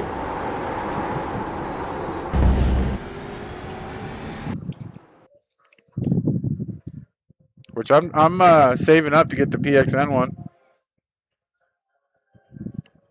Yeah, fuck the truck wheel. That thing's too big. No, did you see Matt Malone? Matt Malone got banned on YouTube. Well, Livestream banned on YouTube. Live. He got banned live by live streaming on live. YouTube Studio. He is not allowed to go live because he streamed somebody shooting a firearm in a video. So he got a live stream ban on YouTube for a solid week. In his subathon's hanging on by a thread, dude. Like a thread. I seen it get real. Yeah, he got banned for. Let's see how long Let's see how long he's got still on his subathon. Yeah, see, it's hanging on by a fucking thread, dude. Like I've never seen it get this low. It was down to 23 minutes. It was down to 23. This is how you know his chat's broke. They're fucking broke now, dude. Like it's time to let it go, buddy. The subathon, you can feel it. You know, you can feel that it's done. You can see it in his face, dude. You can see his enthusiasm and everything. Yeah, but the thing about it is you have to document it, right? There's certain things you have to click. If it ends up in that live stream and you don't click that setting, then you get in trouble. Like you have to document and click the button that says this has firearms when you go to monetize, especially for monetized channels. There's so many different things you have to go through and you have to click. If this video promotes drug use, you have to check it. If this has guns or weapons or ammunition, you have to check it. And he probably just went to monetize all, didn't think about it, and boom, they have an automated system that goes through it and they caught it, you know, and then boom, you're out of there. As you can do that stuff, you have to hit it. There's that box, right? In the monetization section, before you go past it, there's drop downs for everything, and then you can scroll all the way down. But my video has none of these. Monetize all. Most of us who do it, we just skip right past it because we know our video doesn't have anything that could potentially be at fault. But there's a thing, you know what I mean? Watch, I could show you it right here.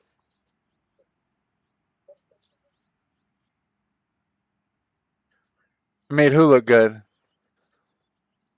The one that he created? Because I watched him create that video live if you're talking about him. Alright, I'm going to show you what I mean too. Give me a second here. Content.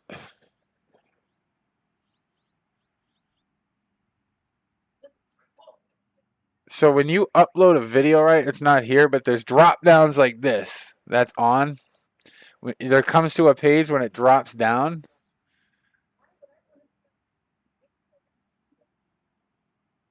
And it'll be like something like this, and you have to check off everything that the video has. If it has violence, if it has tobacco or harmful materials in it, you know?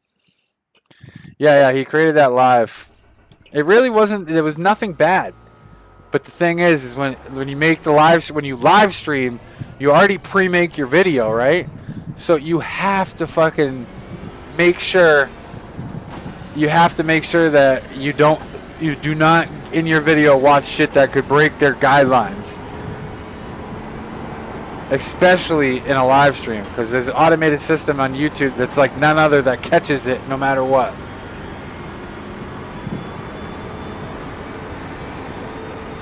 That's like if you were to gamble on a live stream, right? And not post that it's gambling, or you accidentally post a URL, you're screwed. Gotta warm up the tires here. So I think he's banned for a week from live streaming. I'm sitting here thinking, bro, you got 700 people over on Twitch. What is it? Who cares? I wouldn't even care, dude.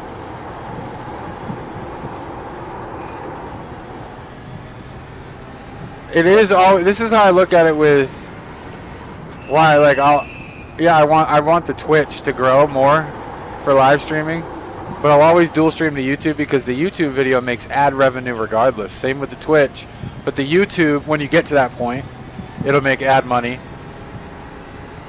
And the reason I stay with Twitch is if you go back to my VODs, there's always like 50 views, or there's a good amount of views after the fact on a VOD, which I'm surprised about. And I always post my videos to my Facebook channel too, my BSN Facebook. Why? Because I get 200 plus views a video over there. I get a lot of video views on Facebook. It's such a great platform. I just need... Oh, I'm in 6th gear, I think. I'm an idiot. I'm going to be last.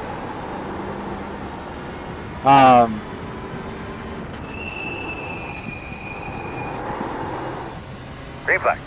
It's just such a... I don't think putting the eggs in YouTube with the streaming is great, but hey.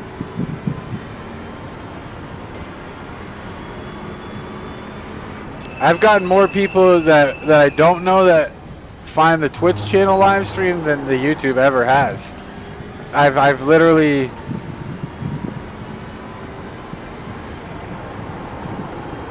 I don't get newcomers really coming for a live stream.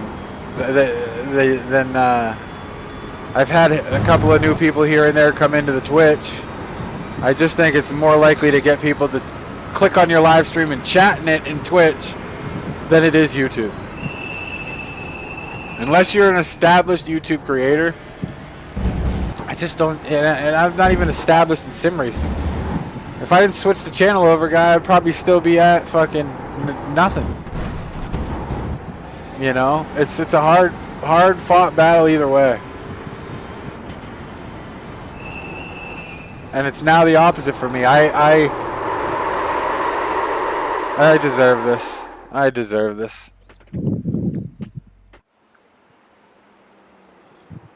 But yeah, I mean, I every day, every night, right? Oh, I did. But that's because certain stuff, right? Like, I don't think racing live on YouTube, unless you already have a built community, I don't think it's the way to go. Of course, people do it and are successful at it, but I don't think it's the way to go. I think if you can build a community and you see results, I think it is. That's why it's like you gotta like you honestly, dual streaming is not as intense as you think it is. It is not as intense as you think it is. Hell, when I can get my Facebook page to 100, which you should be going over there and following it. When I get to 100, I'm going to go live there. Why? Because I'm watching the video views. The video views over there are triple what they are here on YouTube for the racing shit. Why? Because Facebook automatically turns a full-fledged video into a reel, so everybody is going to see that. And I look at Facebook like look at Google. Everybody uses Google to search for shit. I don't think it's a better. I don't think it's a better chance to get seen. I don't. I don't. How are you going to get seen? I don't. But you know why? Because yeah, there's people that watch it on YouTube, but majority of people are not going to go to YouTube to watch a live stream. They just don't. If someone wants to go sit and watch a live stream, they're going to go to Twitch. It's harder to get noticed, but if you can market yourself and push people, it's hard. It's a very fucking hard process, but and sometimes it does never work. And yeah, cool, you might be able to get seen, but the likelihood of getting a person that goes to YouTube to stick in a live stream is a lot less of a chance than it is Twitch. Live wise, videos are crucial, and obviously streams become videos after. I mean, you probably will get viewers over there. That's the thing. You probably would get a little bit of traction over there, and you probably would get people like actor Chris Baker, who will support anyway. But I don't even stand by Rumble. The thought of Rumble makes me sick. Like, who would go to Rumble, dude? Like, the Rumble creators, like Lumpy Potato, Silver Fox, they are on YouTube now. They have branched out and gone to YouTube because they're out of their high horse, and they know that Rumble's never going to outgrow YouTube. If you want to be a content creator, yeah.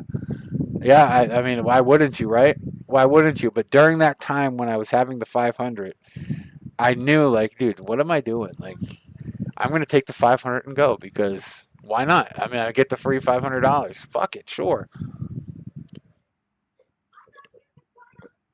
Rumble has shorts now. That's what I'm saying, dude. The kick is not the way either. The racing community, there's 877,000 people on Twitch that follow the iRacing category, right? 800 or something like that, 77,000 people. There's a lot of people that follow it.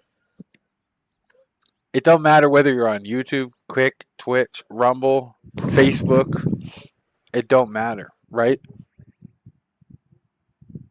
If you say, I'm just going to go live, then that's the only time people are going to know about you is when you go live. You're never going to be no one's going to know that your live stream exists. And then you ask yourself, okay, well, if I get people to come in, how can I get them to chat? And if I get them to chat, how do I get them to stay and come back? Yeah, because of his character, you know, and he's built it over years and years and years. I mean, think about it. He's been full-time for 2 years. And however long he streamed before that. I don't know how long he's been a streamer, but he's been full-time for 2 years. You know? And the hours that he puts in. You know, there's a kid that his name is Zach B Racing. Started with 0 sim racing experience, and now he pulls about 100 viewers. I think he started streaming when he started sim racing, if I'm not mistaken. I think he started streaming when he started that, and he built a community. I don't know. I don't know. Sometimes people luck out. They get a couple of people in there, and they like them, you know? I told my woman I'm going full-time sim racer on Twitch. I asked her to pack my lunch. Yeah, I mean, fucking hey, dude. The thing is, right, for me, is like, dude, if I could make a living out of it, I'm doing it.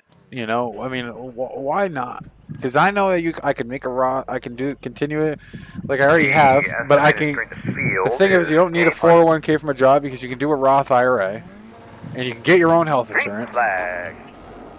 If I had the opportunity to make serious money sitting and doing sim racing videos, I would. We just gained a shit ton of spots by having a good start there.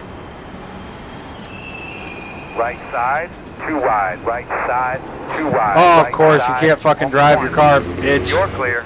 Right side. I was doing fine until that dumbass couldn't take the turn. Am I really back at the end? I thought I just passed so many people. And that's the thing, is it's very hard. Like, I always say, you can never really consider yourself a full-time creator until you're making $3,000 a month ad revenue alone. You can never, how can you ever rely on, and there's the same guy just spun his car out again.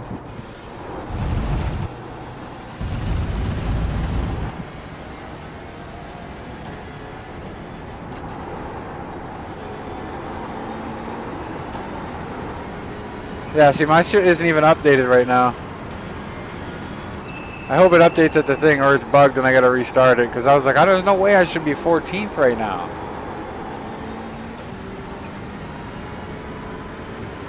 Well, the subathon, if he's full-time, he's definitely making good money.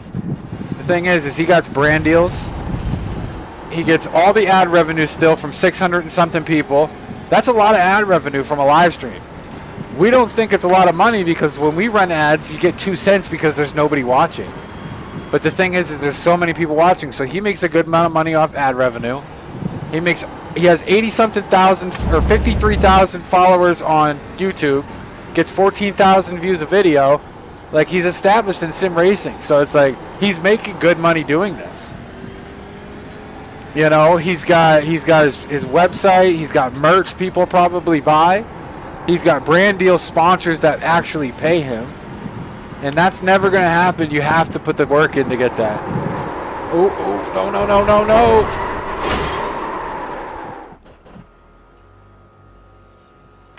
Damn it, Matt. And I got a fucking 80-point turn here. Come on.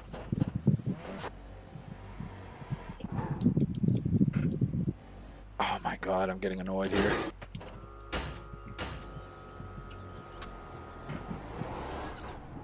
What a shit day right there.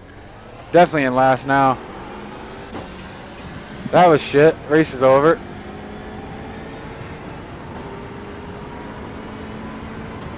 Yeah, my shit is bugged right there, dude. No, now it's good. So sadly now,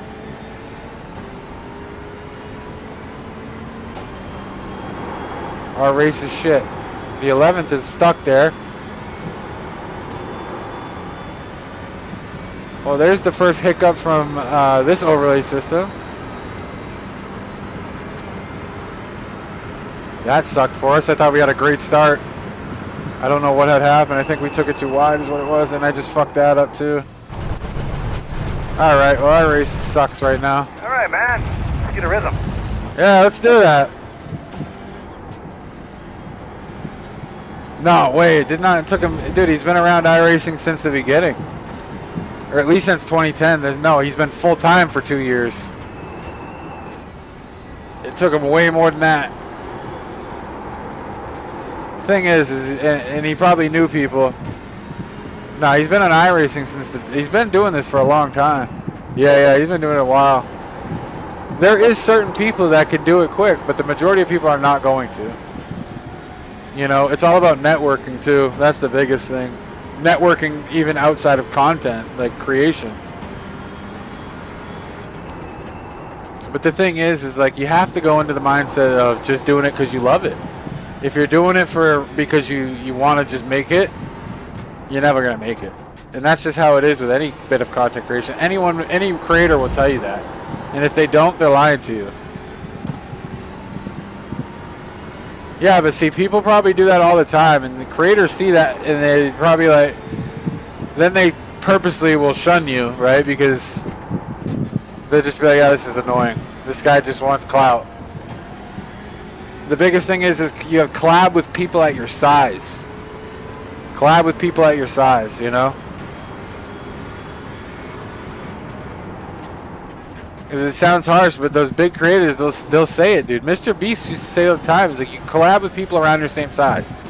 Because you don't have anything to offer that bigger creator. And people don't respect that move.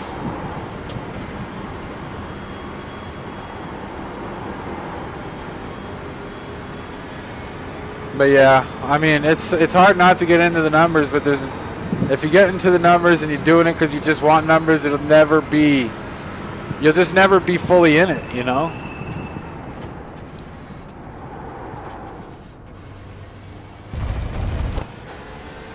Yeah, but why did you make it though? From the tutorials, right? I mean, there's certain ways to do it. I made it in GTA from tutorials. I was getting 20 viewers a stream when I did SLRP. Eventually that died off. I was getting 30 to 50 with the football shit after the first week died off. Comment sections on videos were not anything unless it was a tutorial. You know? Yeah, I mean, you're not going to get that just by going live, though. You got to put the work in. It could take fucking 2 years to do that. But just hitting going live ain't going to work, brother. Ain't going to work for me, ain't going to work for you, ain't going to work for nobody. I don't care who you are. Unless you get a video to go viral overnight, sure. Or some people might be able to do it and luck out. But like I said, even your biggest of creators, they don't just go live. Exactly. Well, there is. There is. It's called track guides and shit like that.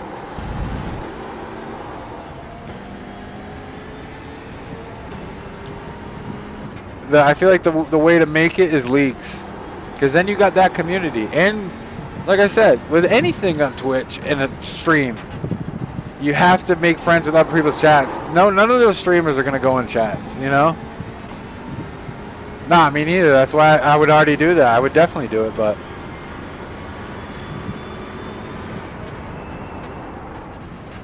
You know, just getting videos out there. Eventually people will figure out who you are. And then if you see, oh, well, maybe the content's not working. All right, well, now I need to figure out how to get good at the game. So then when I'm one of the best, then my videos are one of the best. And my titles are going to be the best titles. And people are going to want to click it because I am the best. Yeah, absolutely, dude. They really are. I've only come across a few. Zach B Racing, solid dude, wicked nice guy. The Iceberg TV, Kevin Berg, wicked small streamer, 10, 11 viewers. And sometimes you're the only one in his chat. That dude is wicked awesome, dude. Jay Kroll's wicked cool dude. But do you see those people coming in the chat? No. I can't. They're content creators. Those aren't the people that are going to come sit in the stream. The people that are going to sit in the stream are the other chatters. That's what how you have to figure a way to become good friends with to get them in there. You wonder why they don't? Because they are doing content. They're doing content. Like true content creators, I mean, dude, there's so much behind the scenes shit that they do. And I know that because I literally do it myself. I'm more or less always, for my own shit, researching how it can be better. Looking at the analytics of videos as to what's going wrong. How can I make it better? Researching shit about iRacing. Now I'm watching track guides and shit. And then what do? I'll go watch videos and I might go into a stream and I'm a lurker and I find the better streamers in the shit that I'm racing and I'm watching how they're racing.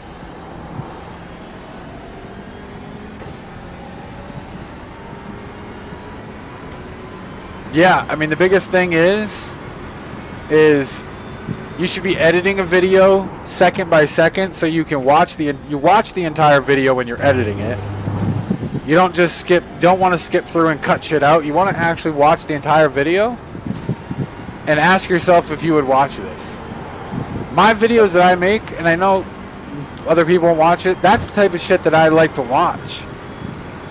I like a person who's telling me what they're doing, you know? Maybe chatting about fucking random shit as the video's going on. And I watch back and see, okay, well, this video got good views. Let me go use that as an example.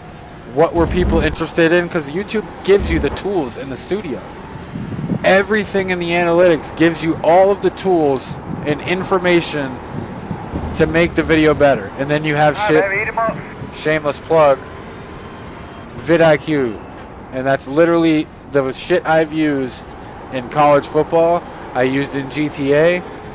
And I know if I get that video scored at 94% or more every video, there's nothing else I can do other than just market the video. Yeah, it's definitely good. It's definitely good. Definitely good. Definitely use my referral link if you do. Seriously, whenever you do, it is such a good piece of software. It literally helps you with everything, and it still makes you put the work into the video. It's not like it's AI, you know. It just tells you what people are interested in that category. It is literally the school. That's why I plea about it in every video. Granted, yeah, I got the referral link for it, whatever. But anybody can get the referral link from vidIQ. And also, because if you're a creator, it's literally the best tool to have, even if you're the best in the fucking business.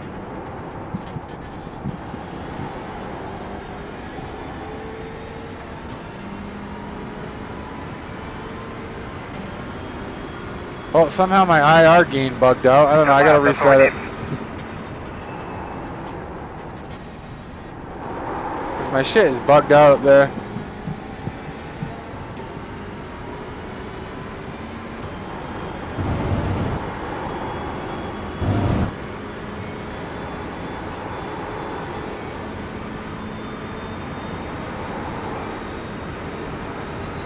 I thought there was 14 races or something like that.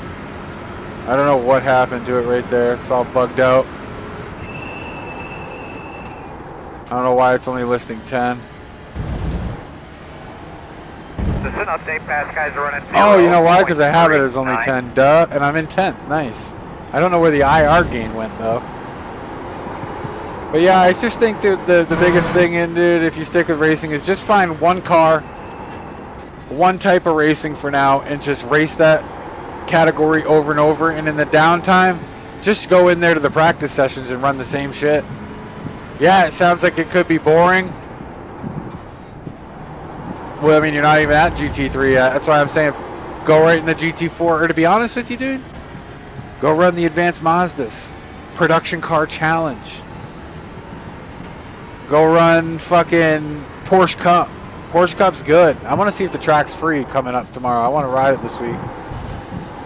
The Porsche Cup's still hard, though. Don't get me wrong. It's no different.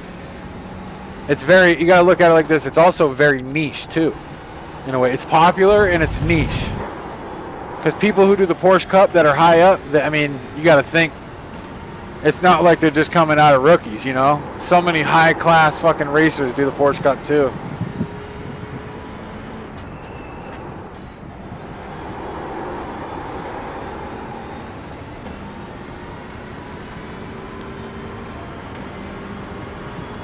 Yeah, no, Porsche Cup is very popular. Good lap, man.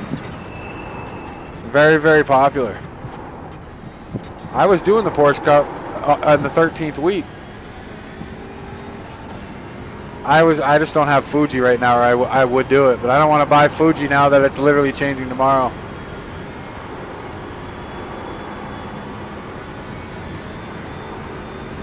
I mainly just race this, to be honest. This and Clio Cup. I'll check it out after this race. It's almost over, unless you're already looking. It's probably Watkins Glen. Ha! Ha! Oh, if it was Watkins, I'm sick of Watkins Glen. But I'm just getting better at Watkins Glen. That's the shitty part. I mean, I can't really say I'm getting better. I'm way off the pace still. Even the whole week of doing it, I'm still way off the pace. But Jay Crawls should be coming out. If he hasn't already, I'm sure the track guy's going to come out tonight or tomorrow morning for Road Atlanta for this. His drive, he's great with TCRs. Or you should just do the TCR. Why not, right? Get the Hyundai Elantra and run TCR. Or the Audi's good, but it's a hard fucking car to run. They just came out with that car in 2026, and it's very fucking hard to run. The learning gap of the Audi is a lot fucking harder. What car did you have, first off? Oh, there you go. There's your problem. That's too hard of a car to learn. The easiest car is the Civic, and this car is the best, in my opinion. This car is a lot more easy to control. The Audi TCR is the skill gap for that. I have it. You don't see me running it, do you? Even though I know that's the top of the class, because it's very hard to learn from what I was gathering. The Civic is, the Hyundai Veloster is, they say it's volatile. The Honda Civic is very easy. This is easy. And the Audi is hard on the Richter scale there. This car is just the more stable because it's longer. It's the longer of all the cars, so it's more stable around corners. Now, the good thing about the Civic is it's very agile on turns. Very, very agile. I mean, yeah, they're definitely going to feel different. I mean, they're just touring cars. It's the same thing with Race Room, you know? I enjoy it. Yeah, absolutely.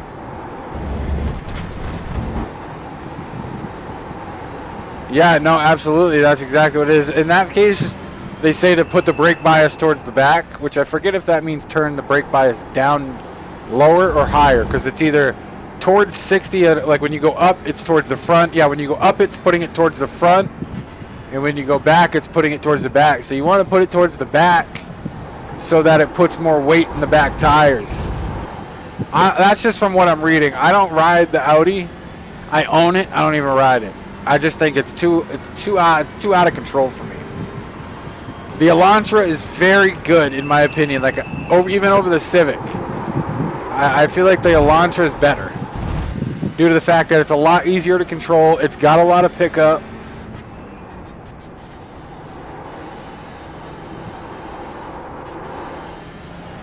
I'm slow with the Audi.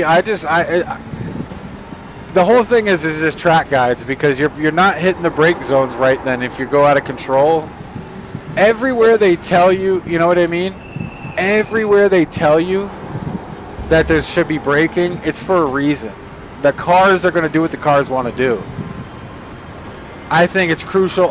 You always want to watch a track guide. I watched the same track guide for this every single day this week at night. One time at least a night, and I still don't even have it. But when I watched that track guide for this car, or not this car, but just TCRs in general,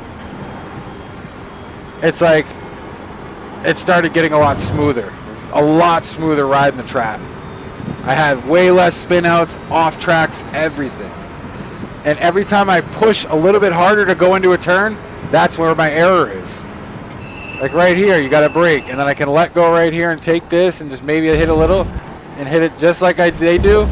It's like I never have problem hitting this shit. It's when I don't pay attention or I overdo it, trying to get more, and then I screw it up. And you always want to use all the track, like coming way out here, so your car just uses more. Like people say it about any racing, really, use more of the track to race, but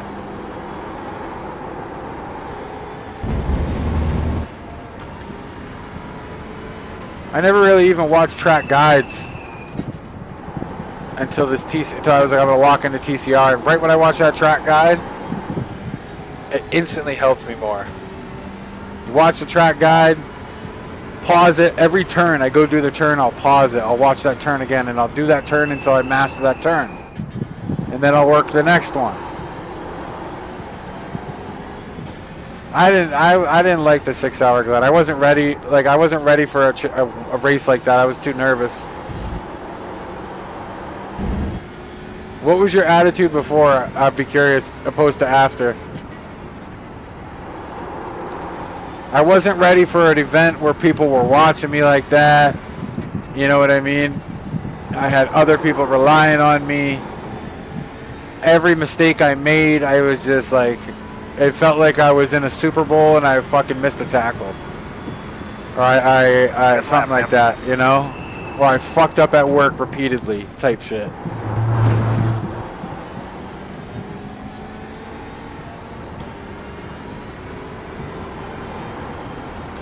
Yeah, it's one of those things where it's like with the spa one, I want to do it. I'm going to do it, figure out a way to do it regardless. And it's just about putting those laps in. Eventually, if I put an hour laps in a day, or even 30 minutes, if I just spin 50 laps a day on the track, by the time I hit that event, I may not be the fastest, but at least I'll get through the track perfectly fine. You know, I'll know exactly what I'm doing on every turn, every straight. Even just one little, maybe 2 hour practice at Glen, not even looking at a track guide. Road, man. We're getting close. In practicing that track guide, I was trying to push the turns to get a position or regain from where I was. You know, instead of, oh, I fucked up. Now, who cares about making it back? Just don't get in anymore. And I just kept overdoing it every single time I fucked up.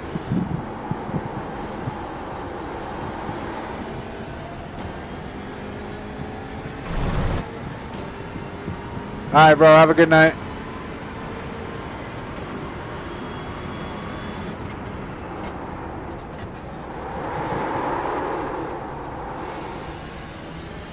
Oh, looks like we're going to finish this in 9th. I don't know how many people are in this. Got 3 minutes left. I didn't even realize I was racing. Oh. Way too wide there. It's going to put us at a 5X.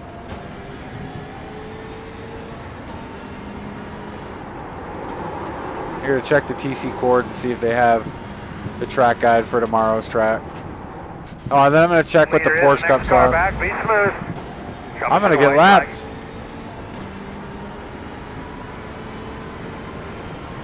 No, he's going to be done. I'm on a white flag.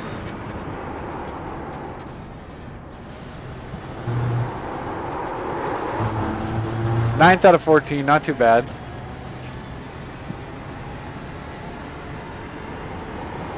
I gotta figure out why it's all bugged and I don't have the iRacing gate on there anymore.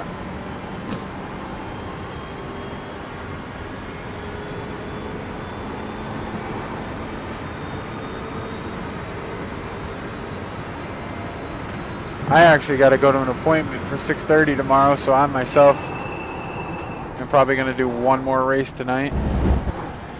And then I might edit the Clio video.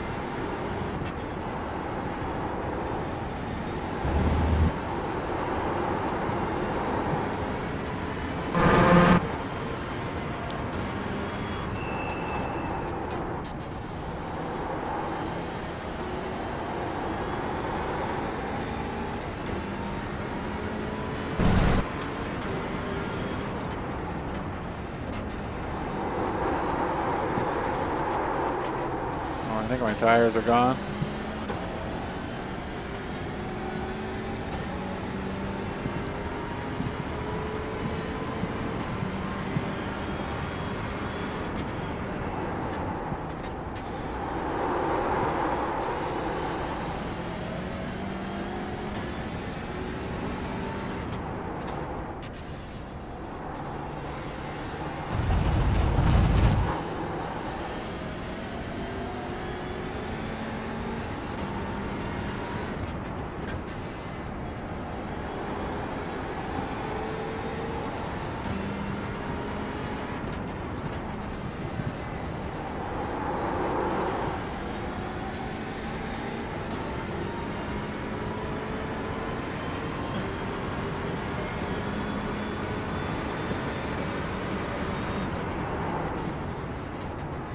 Check a flag in the hand out here. There we go. Good So work, everybody. go check Mandy out. did a great job. I really thought we had something for him. We did, man. We got 9th. Why you gotta say it like that, brother? Like, come on, man. Like, I worked hard for that 9th place there out of 14. So, configure my overlays. I don't know what is going on here with them. What did we get out of that? Because they're trying to say, okay, we got a plus 16 on the iRacing. That's cool. That's cool. I'll take that all day.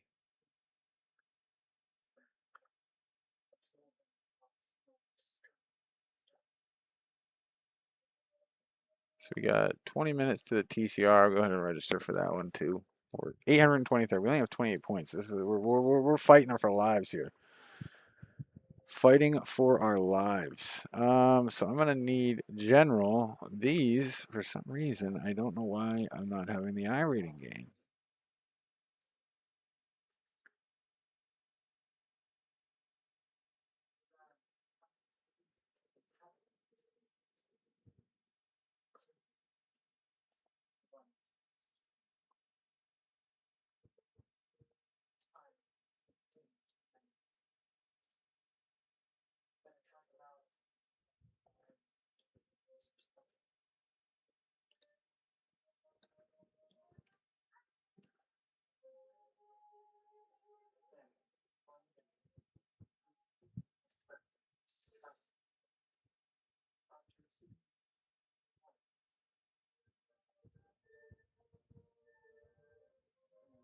Elo change.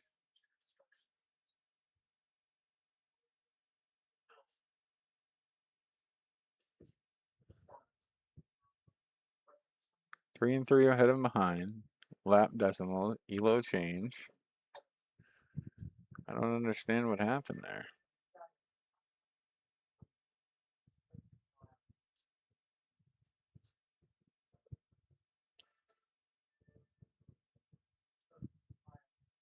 Let's go check out the Porsche Cup.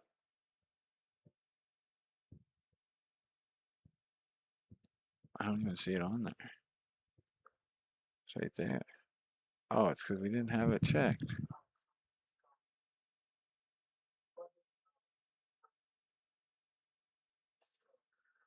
Tomorrow, is this at Monza?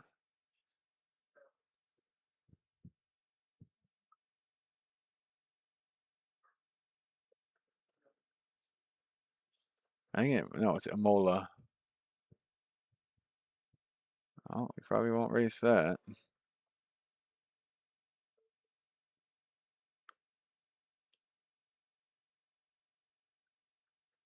G86 Cup might not be bad either.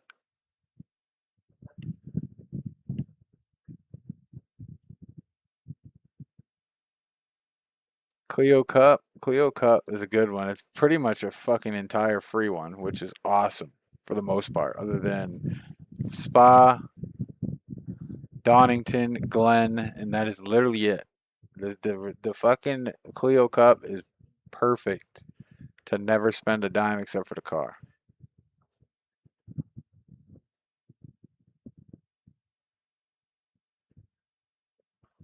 I wonder where the Mustang Challenge is on that, but nobody likes the GT4s.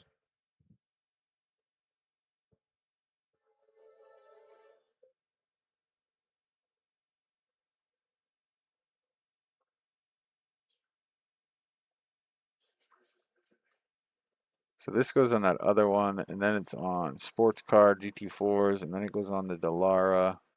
Oh, that's gonna be cool.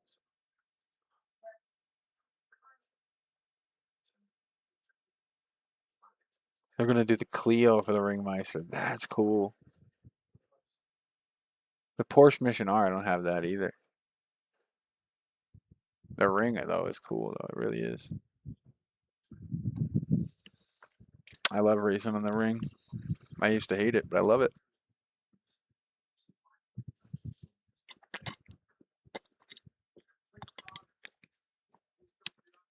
Absolutely love it.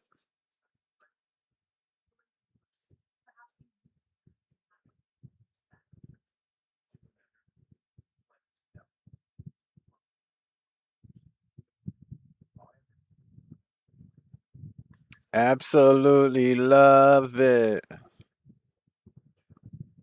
What? Steve Wallace? One sheet of Bounty versus one sheet of the competitive brand. One sheet of Bounty is 2 times more. You read the title. I've been debating on how to let the world know. The crazy neighbor passed away last week. Glenn is his real name. He was surrounded by his family. Had a brief illness for a couple of months. I've been out, back from the coast to visit him. I'm back out on the coast now. But, so, he was my real neighbor. He was right across the back alley from me. And the reason he's known as Crazy Neighbor, I was filming videos and I wanted him to be in a video, wanted the company on one of the trips.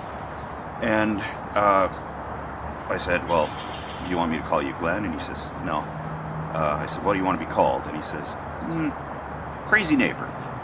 And so that's where the name came from, and that's how we ended up in the videos. And, you know, he is a little more crazy on camera. As soon as the camera went on, he loved the camera. He'd get up in front of the camera, and he loved to entertain people. He it was a big part of my channel. A lot of times,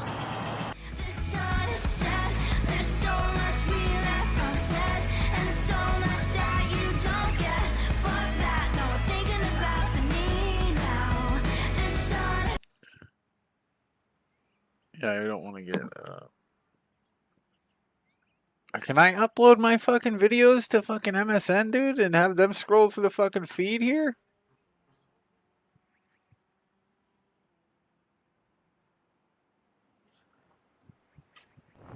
Can I do that? Dude, you can. What am I doing with my life? How do I get on MSN?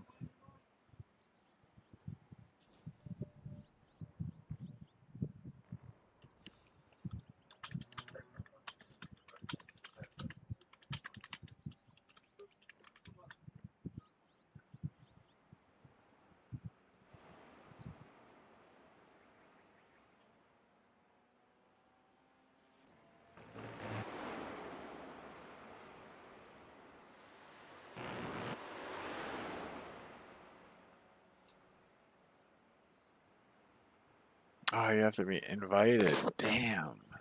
Oh my God, I open MSN every day on this. No,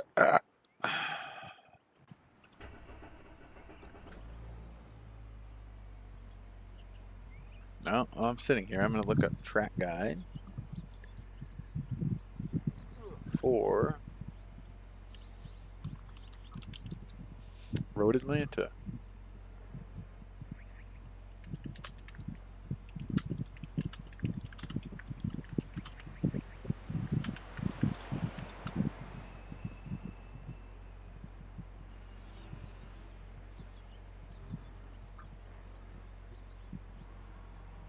Oh, Jay Crawls, you're the man. A fast-flowing 2.54-mile circuit in Georgia, known for its elevation changes, technical corners and high-speed sections, perfect for touring car racing. These TCR guides are ideal for newcomers or anyone needing a refresher on braking points, gears and racing lines, featuring fixed circuit laps from multiple touring cars and a baseline wet lap. Guide timestamps are in the description below. Join our free hosted practice every Monday afternoon European time and check the links below for the TCR Gold Community Discord, packed with TCR tips, races and leagues. Throw a like onto the video, subscribe to the channel, comment with what you're racing this week and turn notifications on so you do not miss another video.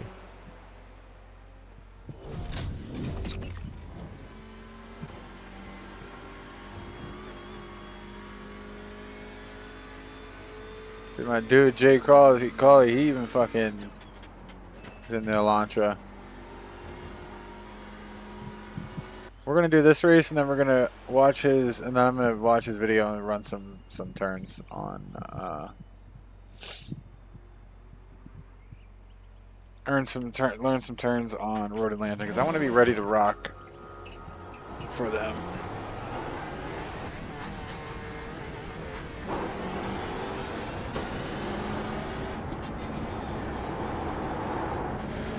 Oh, now we're not at the bottom of the barrel anymore coming into this.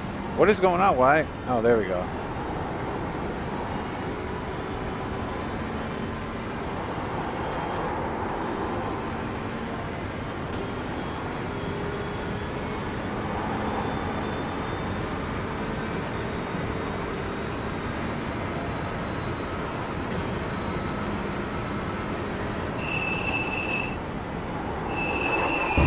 Oh, too much. Came in too hot, man.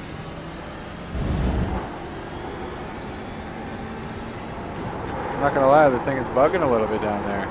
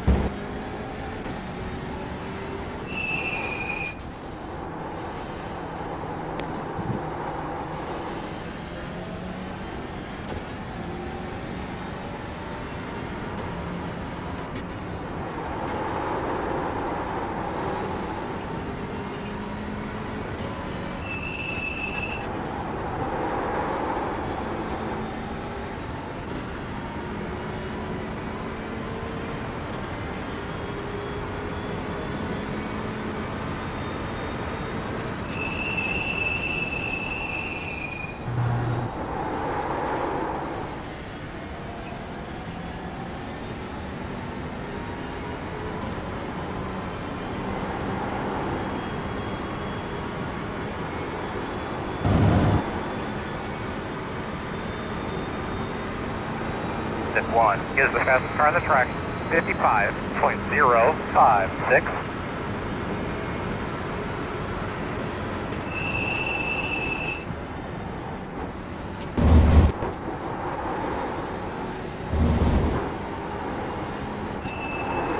Oh, locked it up. Locked it up.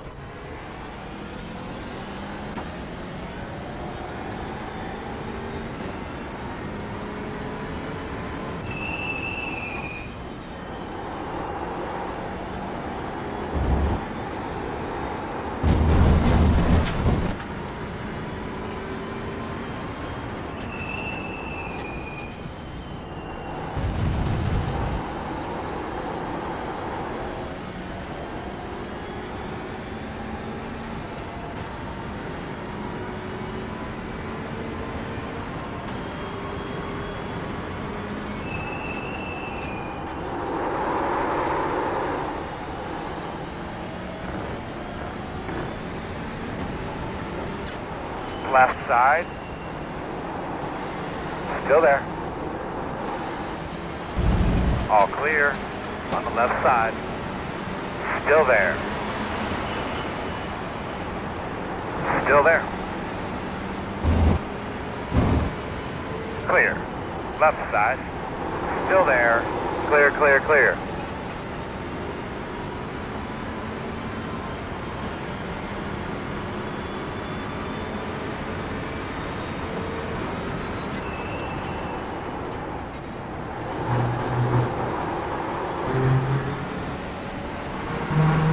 Right side. Still there, right next to you. Still there, right next to you. Still there. Clear. Then 1 Shouldn't have cut is me the off. fastest car on the racetrack. 54.942.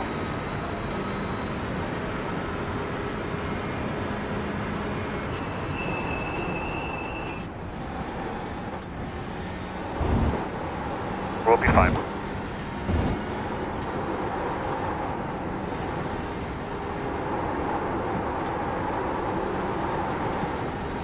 Car on the right.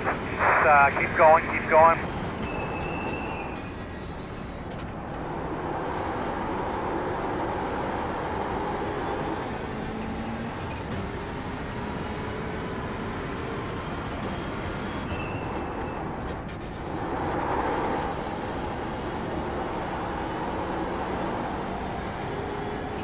Great fucking turn there.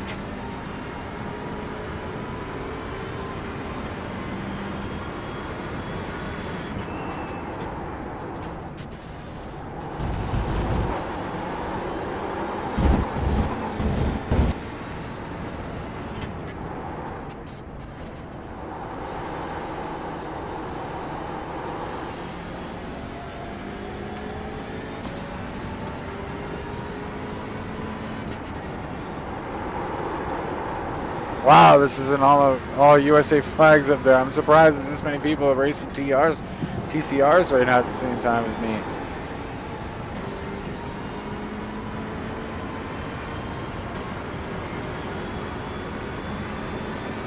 Damn dog, that was a good lap right there. Yeah, it was down to 2 minutes. Not the greatest, but that was good for us. We just knocked 4 off. All right, let's watch how this Hyundai Veloster goes because I don't really see these very often.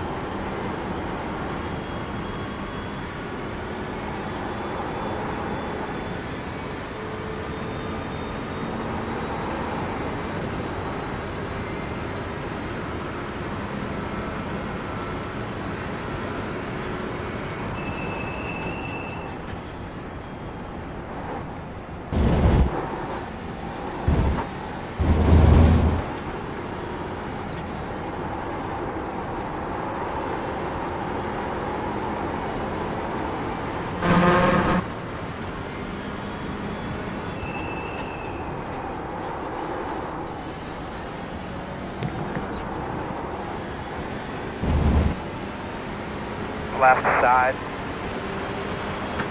Still there. Clear, clear, good job.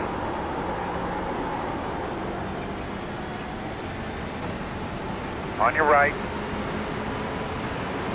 Still there, your door. literally cut me off and you want to fucking send me, you cocksucker? Steering wheel feel okay?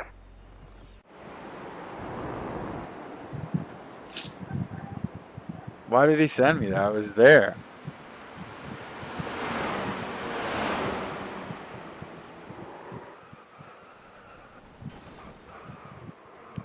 That was bullshit.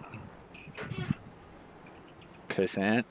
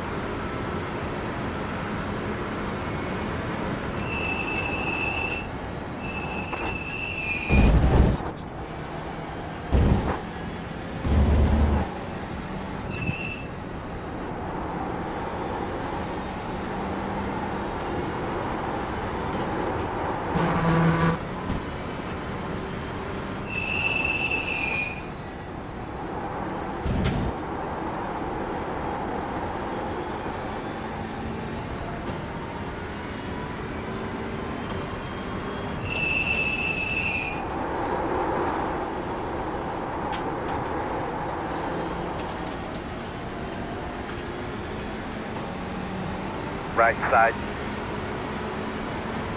Still there. Still there. Clear.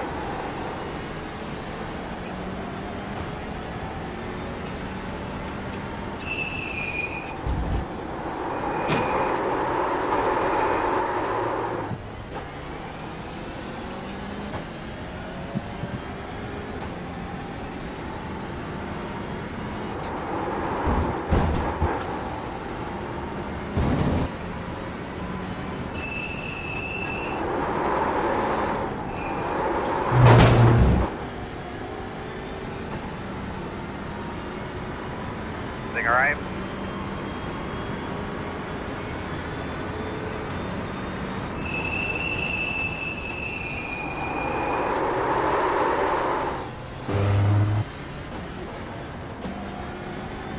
Slow one in front of you.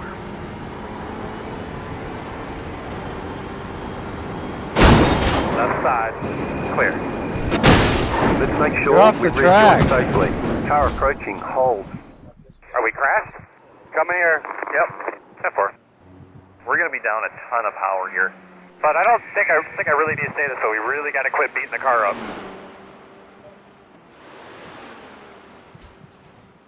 Oh shit. Yo. Yo, he took a hike. Yo. That motherfucker took a hike.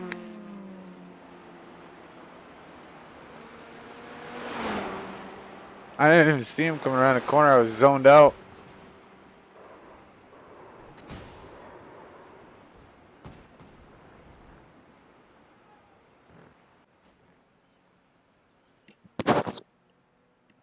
That motherfucker took a hike. A lot of Civics out here today, boys. A lot of Civics. 1 Civic, 2 Civic, 3 Civic. Yo, Hyundai, Elantra, 2, 3, 4. Got a damn Audi. He's the only one in the pack. He is Audi. He is Audi of his car. He's done. He's far. We are here. We are at Watkins Glen. Yeah.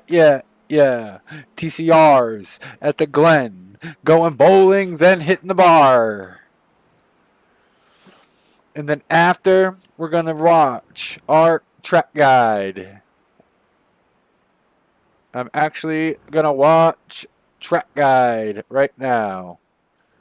Getting ready for Road Atlanta.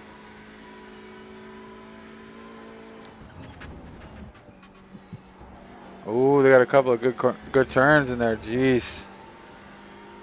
They get my peaches down in Georgia. Oh, man. Yup. Alright, so you can hit that, huh? I'd be panicking on that. This is the Hyundai and the Honda Hot Lap.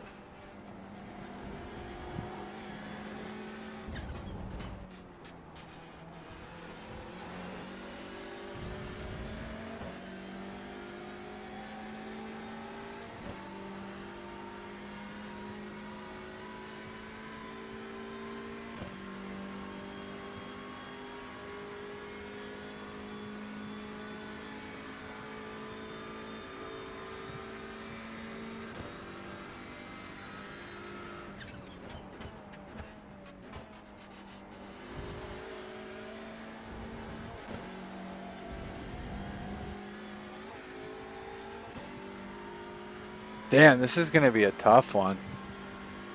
It's going to be a tough one to remember. That's what I'm saying. I don't think I'll know these tracks for this. Road Atlanta is a top 5 circuit on the service for most drivers in most series. When you get used to the bends and racing, you may think so too. Let's get you quick and smooth around here, starting with the braking point for turn 1 on the inside of this service road. You want to get most of your braking done before you even reach the apex, and actually carry some of that momentum and slowly apply the throttle to carry the car up the hill. Slow application of the pedals means you have less chance of running wide. When going up the hill, drift to the right to open up the left curb-in before the blind crested turn 3 right-hander, as we're going to gently brake on this curb and sweep across the blind right. Cut too much and it's an annoying off track. Upon the exit and into the turn 4 left, slowly put your foot down and short shift up a gear to maintain control and speed through the S's. The S's are relatively simple, tap each curb and maintain acceleration. However, for the upcoming turn 5, you want to hit the final curve at an offset angle for a less bumpy entry. Hitting it from the bottom can cause stability issues and potentially ruin your corner. You may take all the curb and service road on the exit to help keep your momentum going. A short sprint down the hill. Alright, we're going to do this one race, guys, and then we're going to go practice Road Atlanta.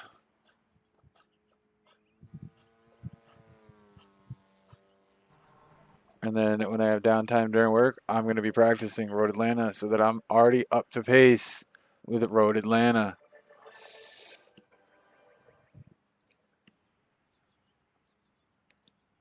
The Mamma Jamma, Road Atlanta.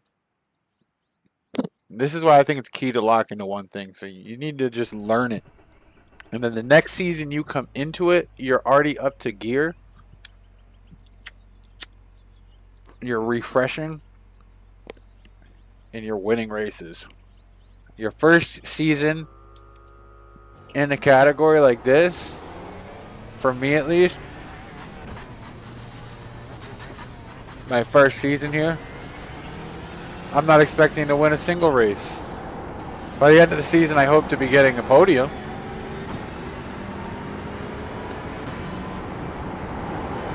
Next season, I'll be familiar with the tracks that are ran. Hopefully they run this on the naval base. That'd be cool. Run this on the naval base next year. I'm going to rewatch Gran Turismo tonight.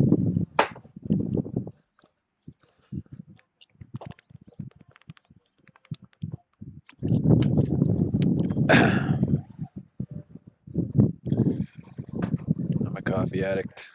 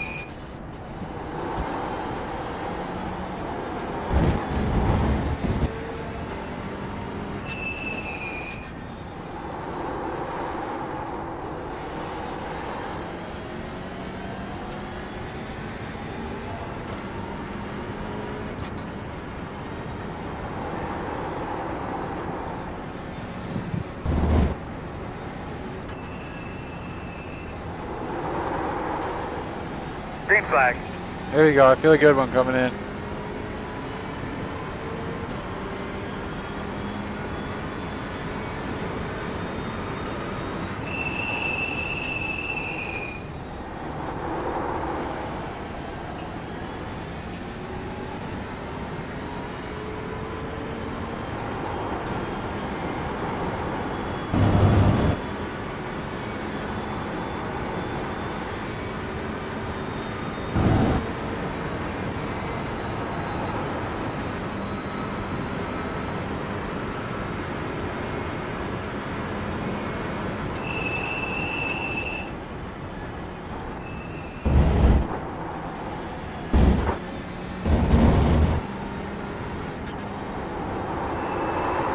Oh, not good on that.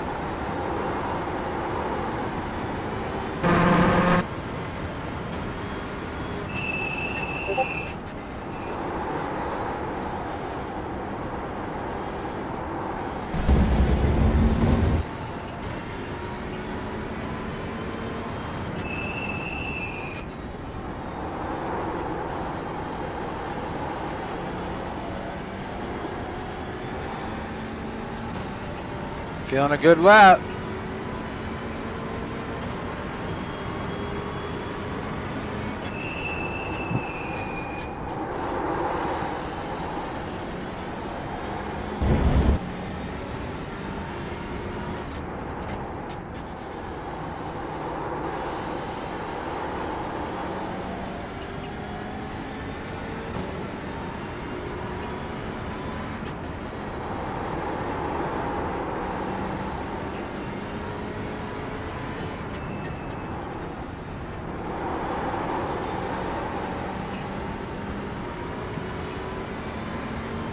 One more.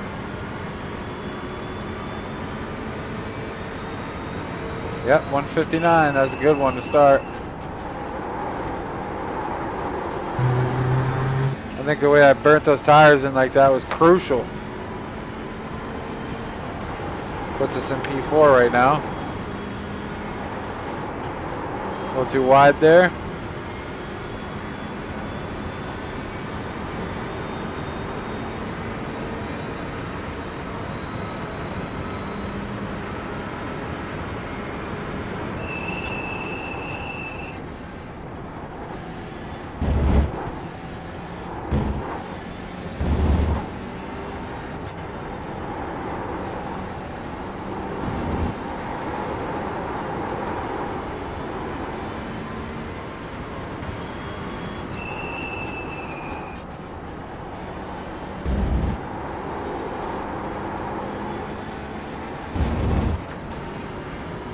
It's going to be crucial here.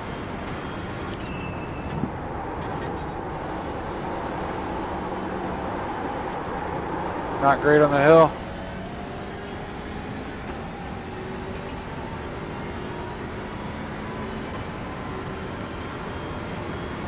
Really pleased with the P5 start though, either way. Oh yeah, P5 it is. So curious to see what we get for a lap. We failed this turn too. Yeah. The first one felt great. 159.81, I'll take it. I've been running at like 202, 201, which is way off what the normal is, 154.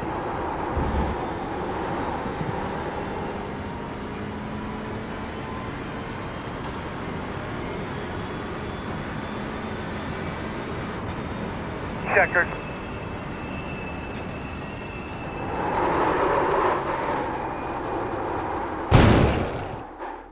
Didn't give us that second one, obviously, but it's all right. I am content with that P5. Hopefully we can be on the outside. I think we will. So, while we're waiting for that, back to our track guide. Slowly drift to the left side as you approach turn 6, where you'll need to keep your eyes peeled, gently braking at the painted white line and lightly trail braking beyond it. Slowly applying the throttle on the apex is going to maximise your speed back up the short hill.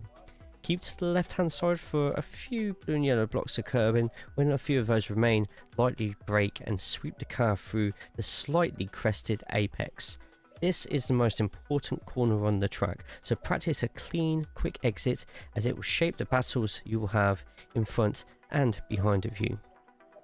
As we approach the not a lot of effort, turn 8 and 9 is all about mainly driving on the apexes and using the least amount of road to travel between them. Every thousandth counts as you drift across to the right hand side to take that 9 as tightly as you can. Now, I need you to keep one thing in mind for this final chicane. That is that you're going to be braking downhill and a lot of dives during races are going to be happening here. But for the sake of this final lap, before the 100 board, where the edge of the grass starts getting dark and muddy, brake in a straight line. You may cut a little of the first apex, too much and it's an off-track and slowdown, and try and open up that second half, utilising the slow in, fast out front wheel drive technique, pushing the car up that final hill as hard as you can. Keep to the right as you hit that crest under the bridge before swinging the car out to open the final corner. This will ensure less chance of oversteer with the elevation and a strong quick start to your next lap. And there you have it. The beauty of Road Atlanta. I'm not the quickest in the rain, but the next lap is both a good baseline to beat and showcases alternate lines and where puddles emerge in wetter conditions.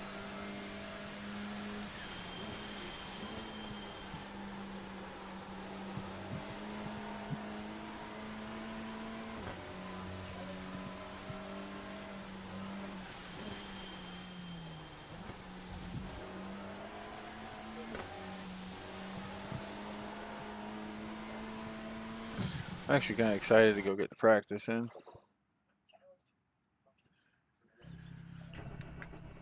We're on the outside. Let's see how this goes. The estimated strength of We're in field sixth. is 959. Just remember, as you're coming to pit road, we got to watch the wheel lockup, things of that nature. If you do have a heavy lockup, you need to make sure you tell us if we don't see it.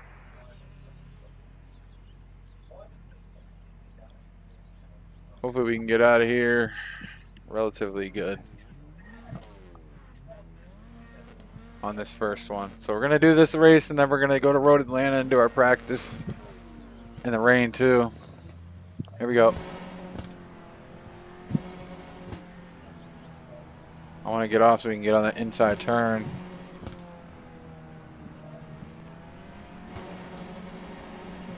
Green flag.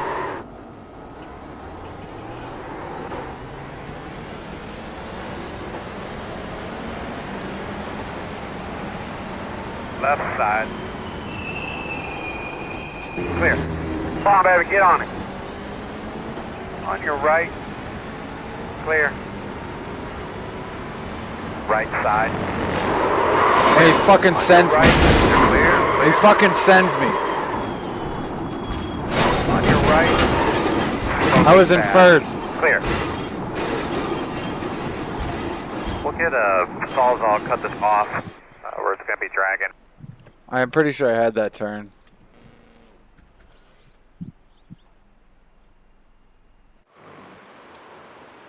Wow. I came off that start, I was in first. I had the inside, I'm pretty sure.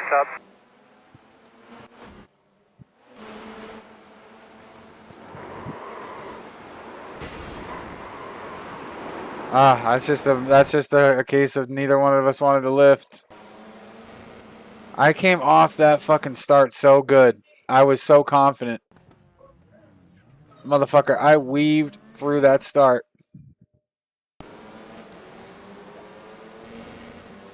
Got around him, boom, to the inside. I'm in first at this point. And my first start in a TCR. Not my first start in TCR, but... Oh, should I have just lifted, bro? Like, I was set up here. He squeezed on the inside. He should have let up. I wasn't letting up.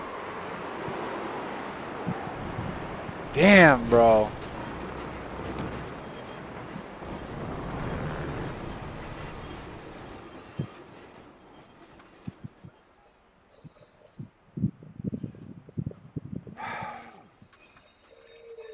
Damn, that was a good start, too.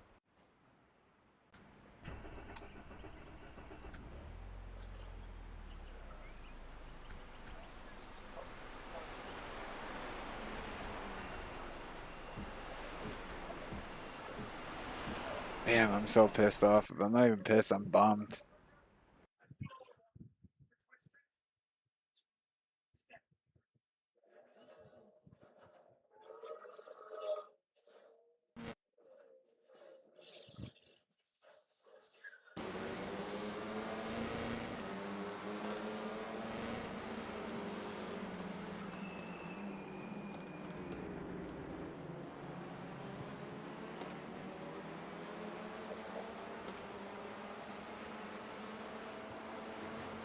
He tried to dive in there. I just don't get it.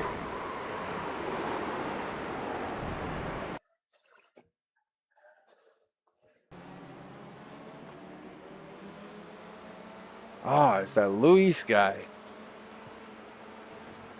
I'm already there, brother.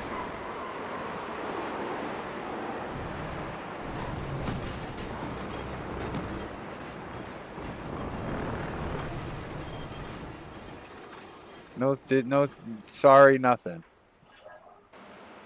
He's not even the fucking leader anymore, dude.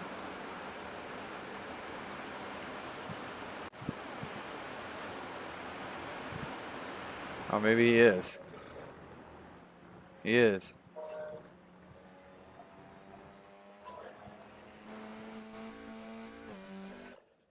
I don't think he's got nobody around him. He has this race already in the bag, dude. As of right now.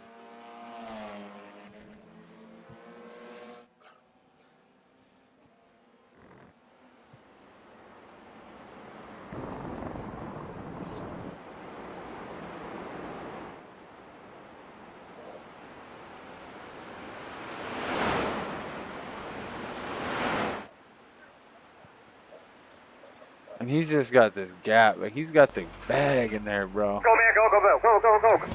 0 speed.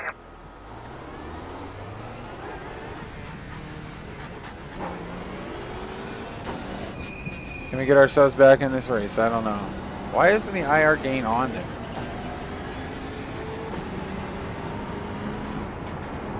I should just take him out to get him back. I'm gonna fight him hard. I don't care if he's in first. I'm gonna take him the fuck out. If he fucking, I'm not giving an inch. I don't care if I'm behind. Fuck him, bro. I had that corner. He's literally at D 1.0. Exactly why he dived that corner.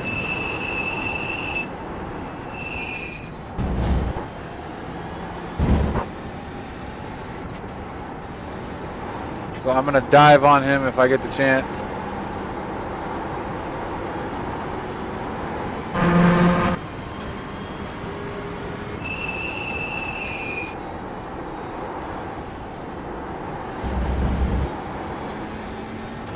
See, most people on that, oh, they quitting already. I don't do that. My car wasn't toast. I'm back out here, still racing. That's how they are in fucking real life. We're in a simulator. This is pretty much real life.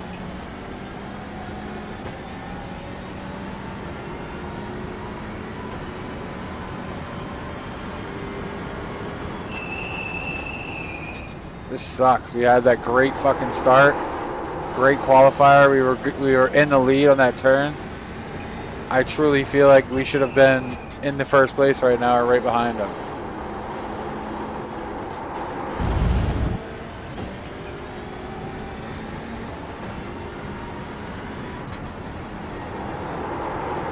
Now he doesn't have first. Good.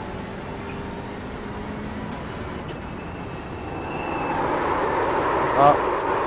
6 is the leader. Our race is over. 87 is the fastest car on the track. Our race is over. 57.124. Yeah, we need to make repairs. It's going to take about 10 minutes. Yeah, 25. There we go. We can try to fix something. We're done. Our fast repair was used. That's why we got back in there. We're out of there. Road Atlanta week on.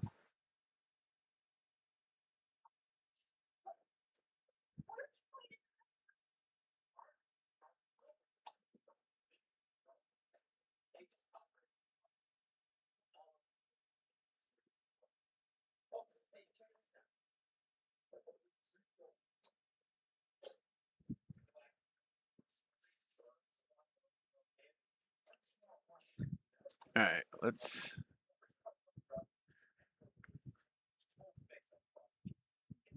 go back to that video.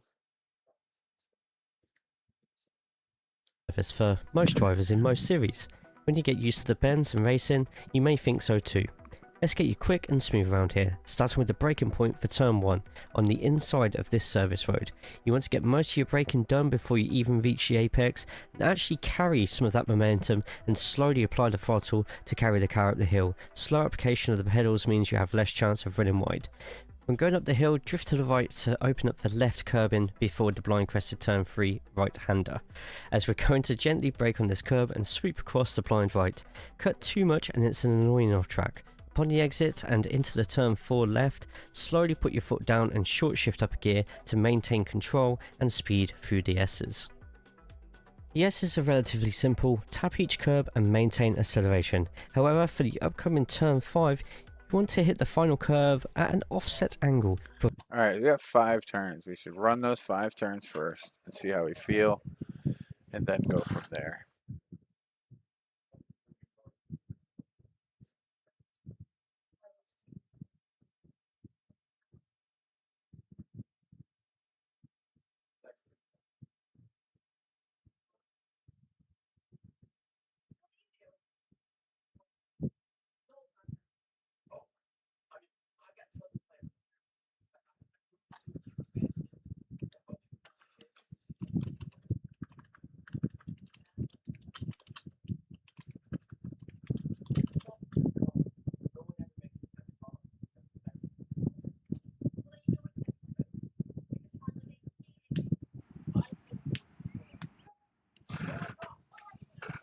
Alright, let's try the first 5 turns here and see how we do. We are on normal tires.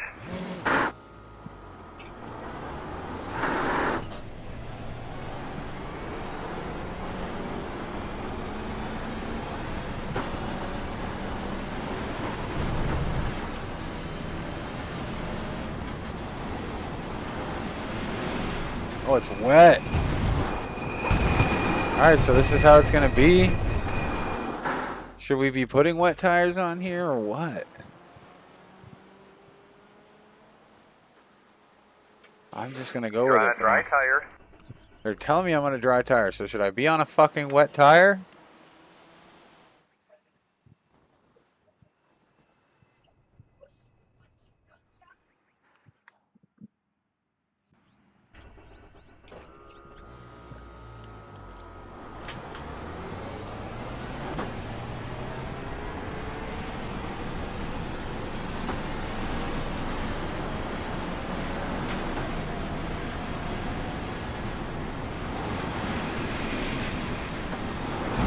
Oh yeah, so we gotta come in way better than that. Yeah, we need, whoa, that was odd. We need to get around a lap. Why is this how to be wet right now? Is this how it's gonna be? I did the one from the thing.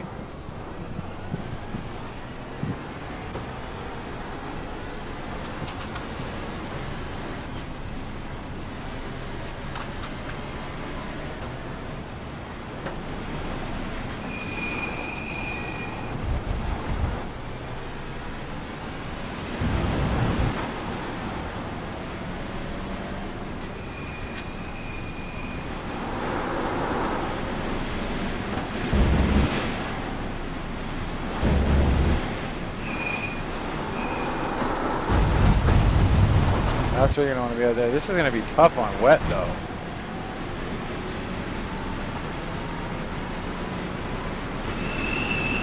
Braking there, and then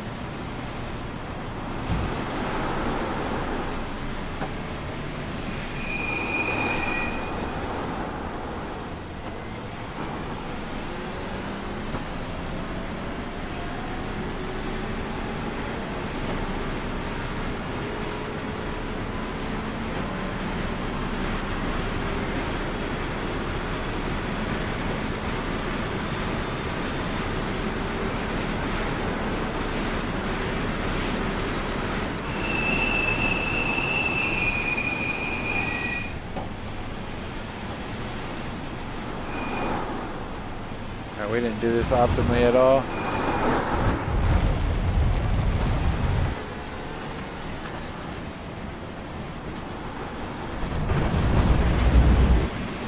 we go.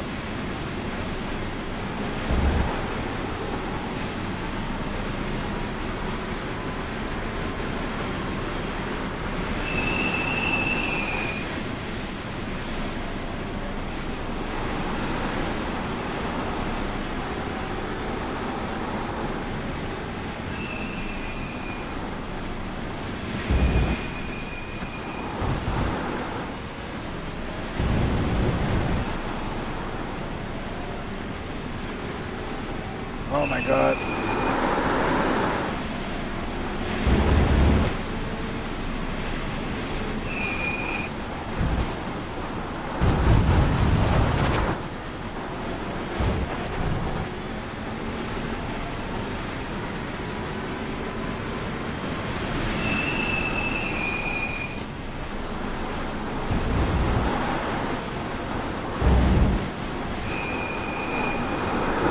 Yeah, that turn's gonna get me right there.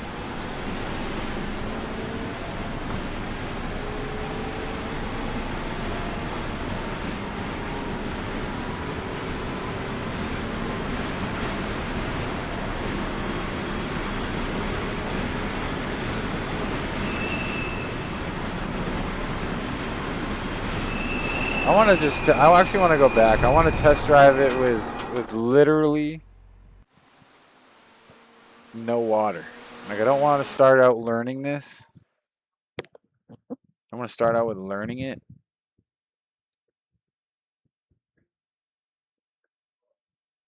And um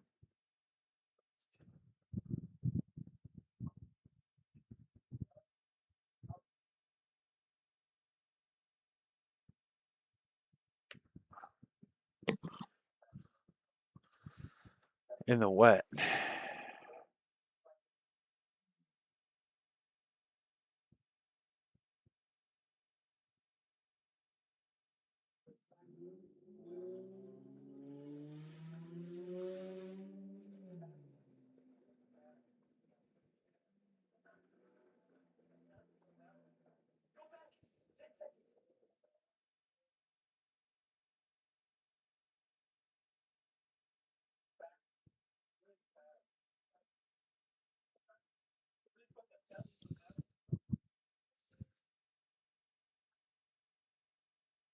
The bends and racing, you may think so too.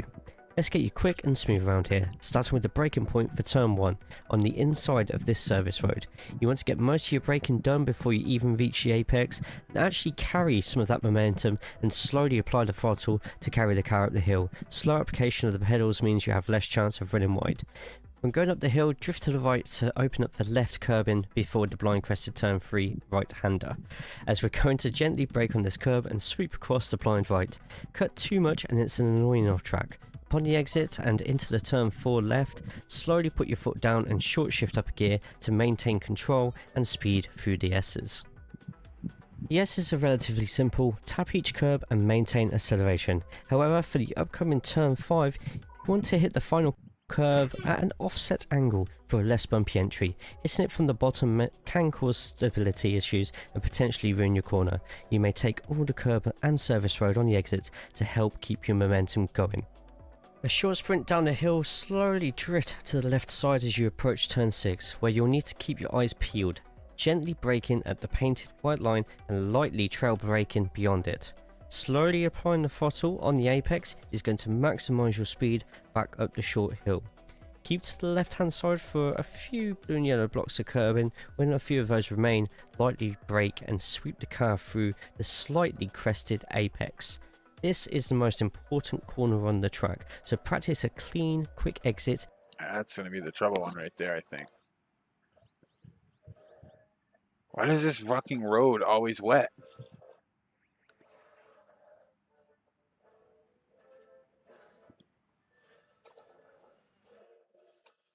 How do I switch that? I don't want to be driving on a fucking wet track, bro.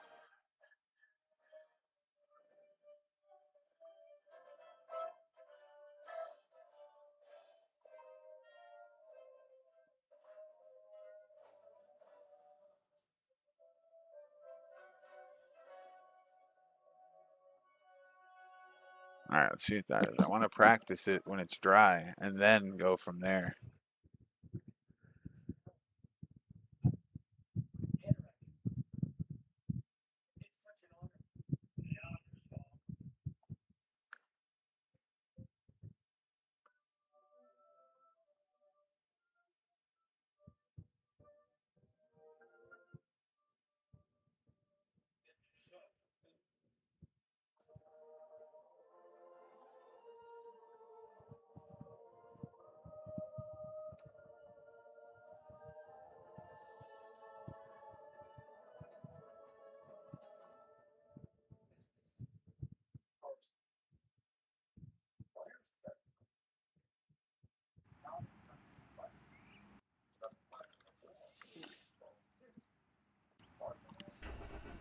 Oh, hold on.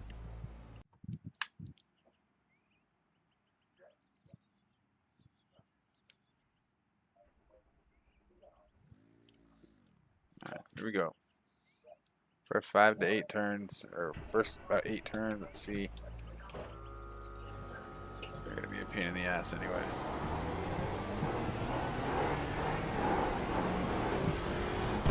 Let's just get through with no damage.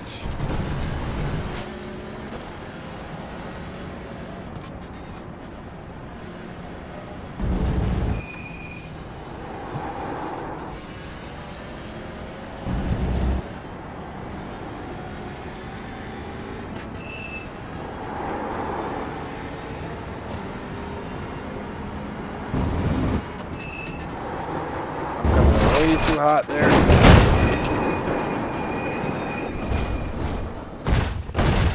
Looks like he's losing a motor. We're gonna be. Good thing we came out here tonight to try to do some of this. Alright, let's just get through the lap and get the fucking car around the track before we start going. We can start at the beginning.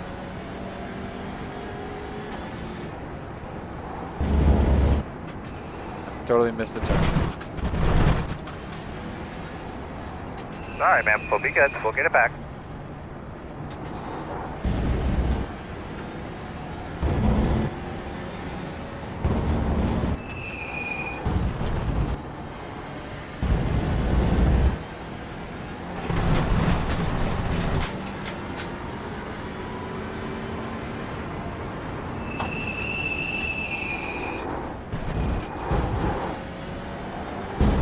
Oh yeah, this is miserable right now.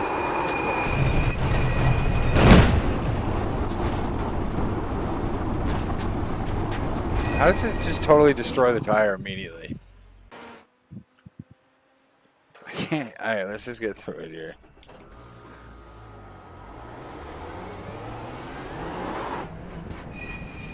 I'm gonna turn the line on too, because I don't know the track yet, but I want to follow the track guide, not what the line tells me. But I keep missing turns and shit, so let's get used to this first. The actual layout. This is why we're doing this before, so we're not suffering for fucking 5 days in the week.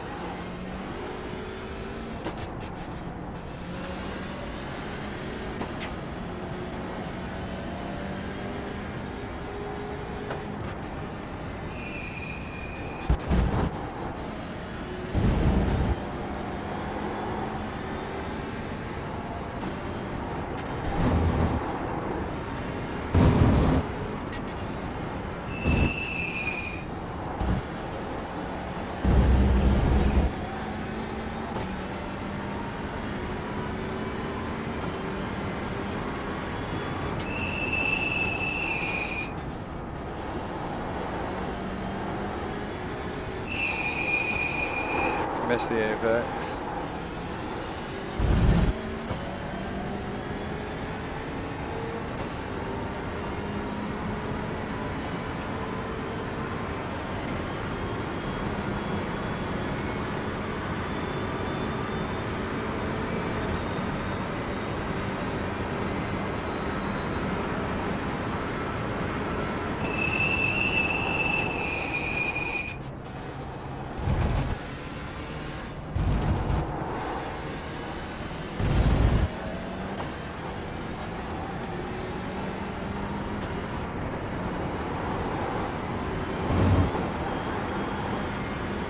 There we go.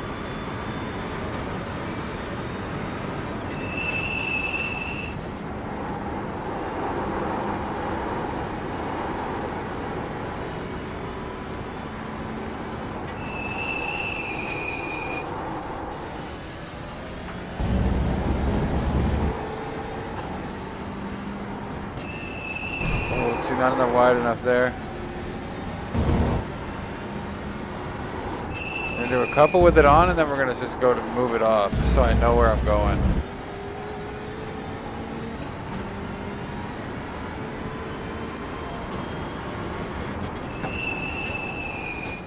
So really we want to brake until we get outside of that, or trail it out, like he said. Brake, and then take it.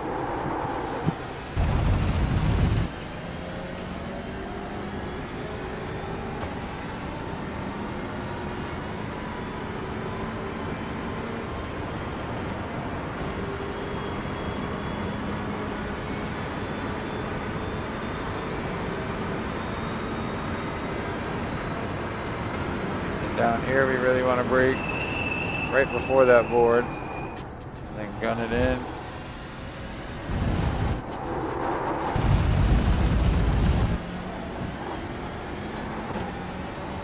One more with it, and then we'll take it off. Or maybe we'll do two, just in case.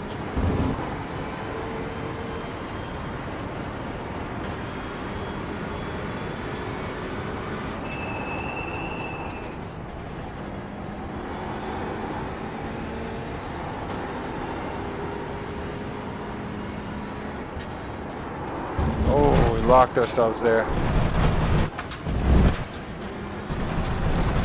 Slow down. Totally screwed that lap up.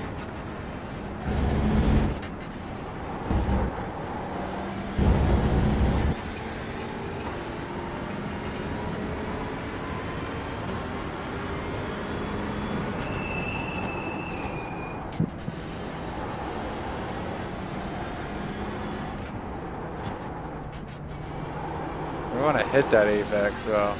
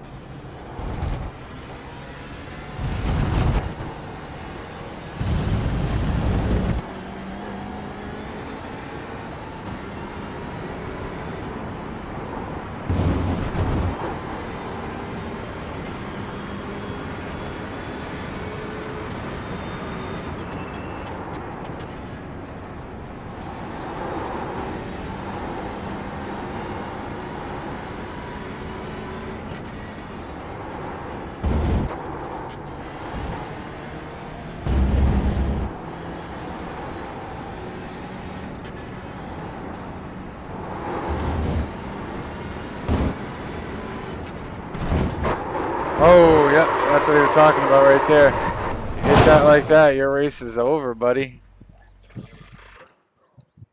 All right, let's give it a go without.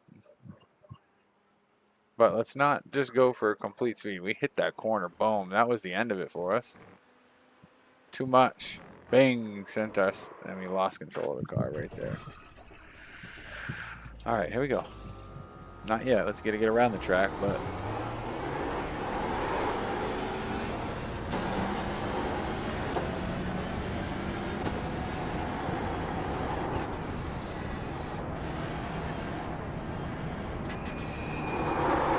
So we're coming up, we think it's that corner gets us, the blind corner gets us. And right there, we're coming in way too tight.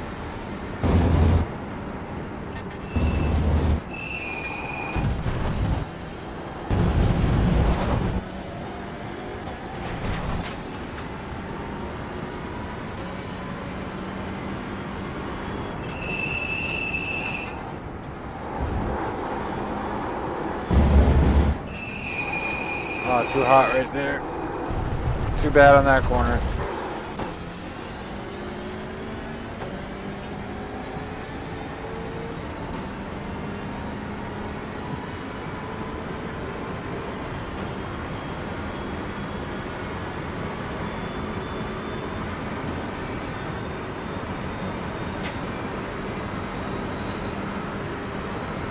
Right at the board.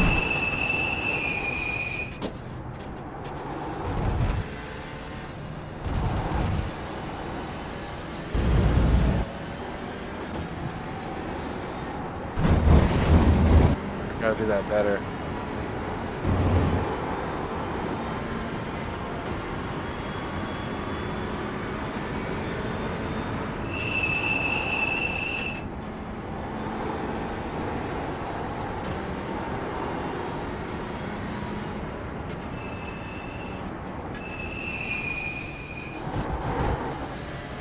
I'd rather honestly hit that a little bit slow if I have to.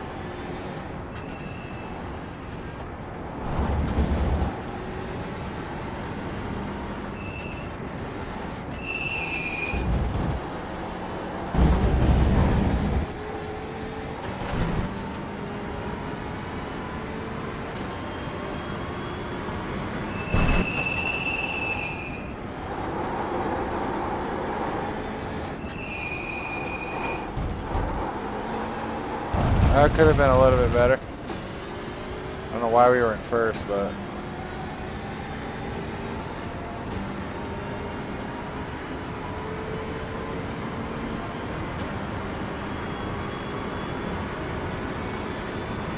oh, we might be going back to Race Labs overlays. I mean, that thing's lagging. Can't have that.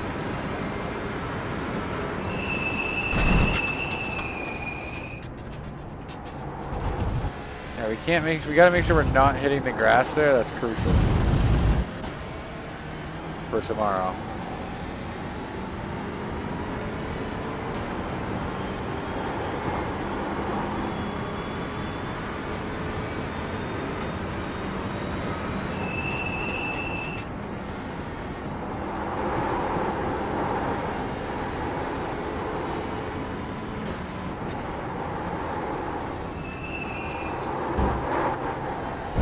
Not good there.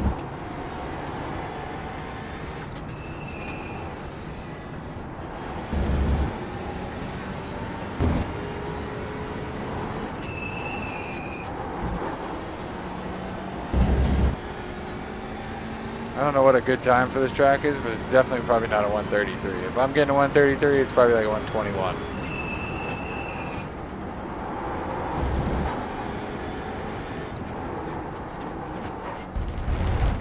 Off track, too much on that.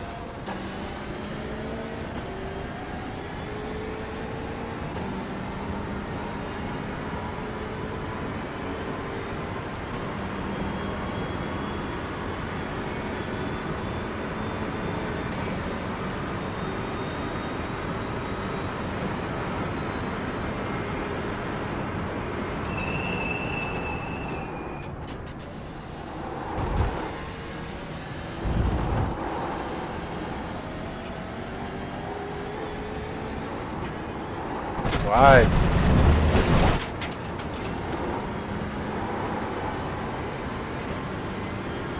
Good lap.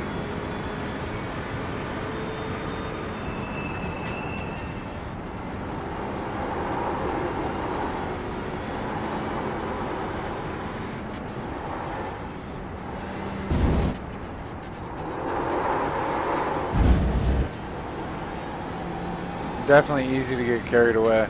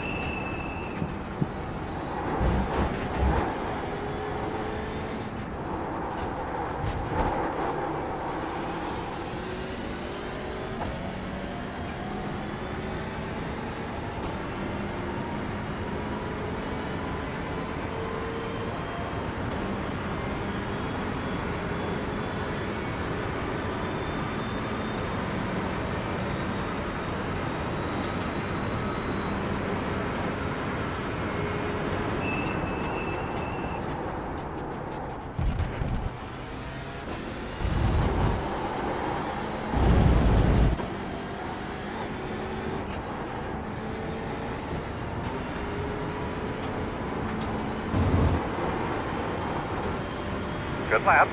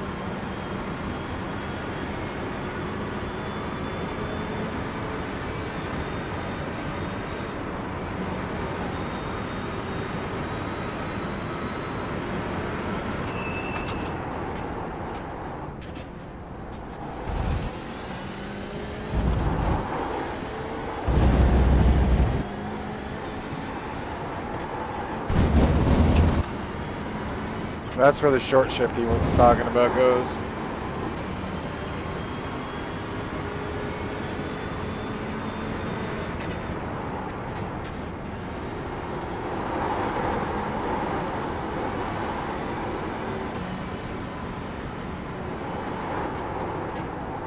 Ah, I missed it. Too much momentum coming up. I gotta keep that in the forefront of my mind. This one gets me. It makes me feel like it's sooner. But the coming off that is like, you gotta be careful there too, like a mother effer. Like I lost control.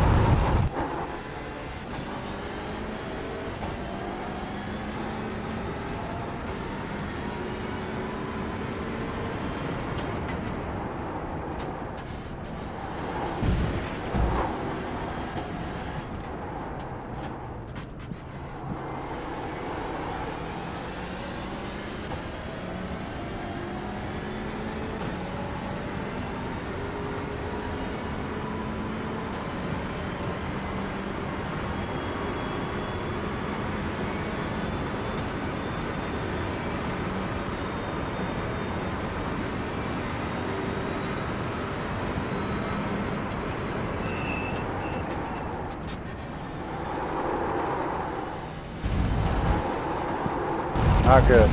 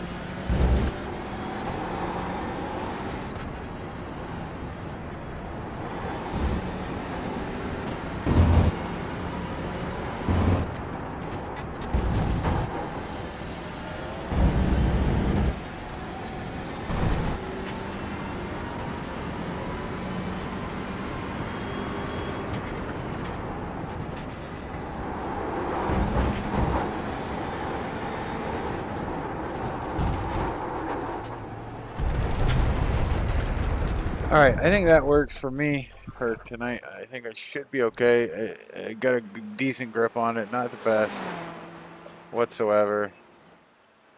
I think the key here is to figure out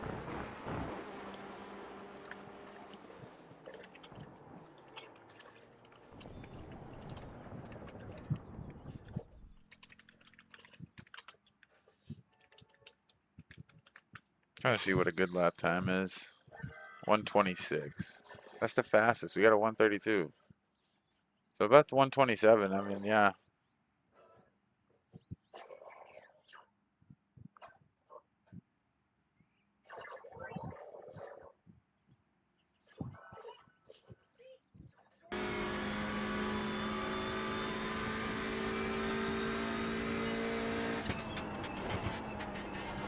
So he's in there at 4.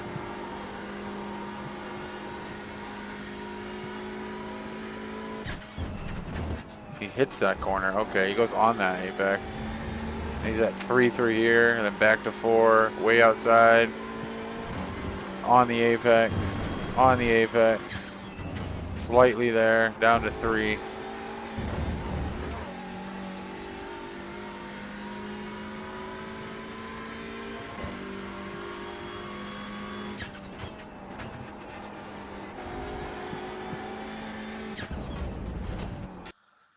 Yeah, let's make sure we go follow this guy too.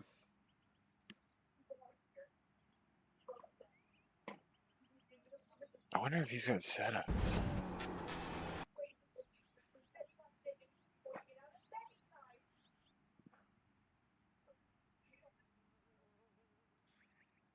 Wow, he said that? Let's go to his website here. Maybe he's got some stuff going on here. I know he does, I think.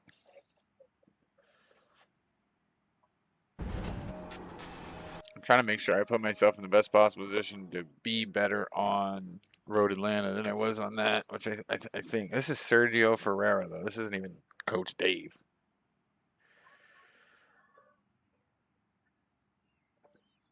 Come on, dude. What is going on in this shit right now? Can I scroll?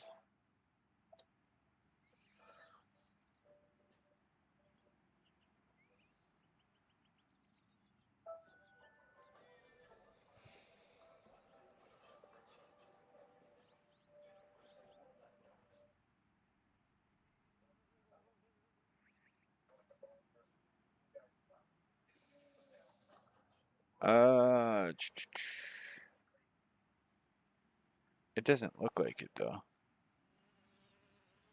Resources. What do you got for resources? Equipment, setup, alerts. What is that?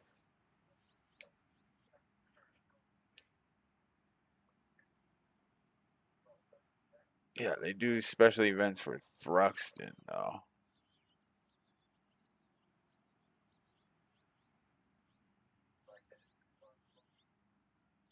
I've got taught that. Yeah, it's not really gonna help me though. Alright, I'm gonna be out of here. How long do we go live for? 3 hours and 19 minutes. I'll be live again tomorrow. I'm gonna get out of here. Use the bathroom and then chill out. Might play some NASCAR 25. Get my first season done. Some little off-stream fun stuff. I'll see you guys tomorrow, man. I appreciate you being here. Later.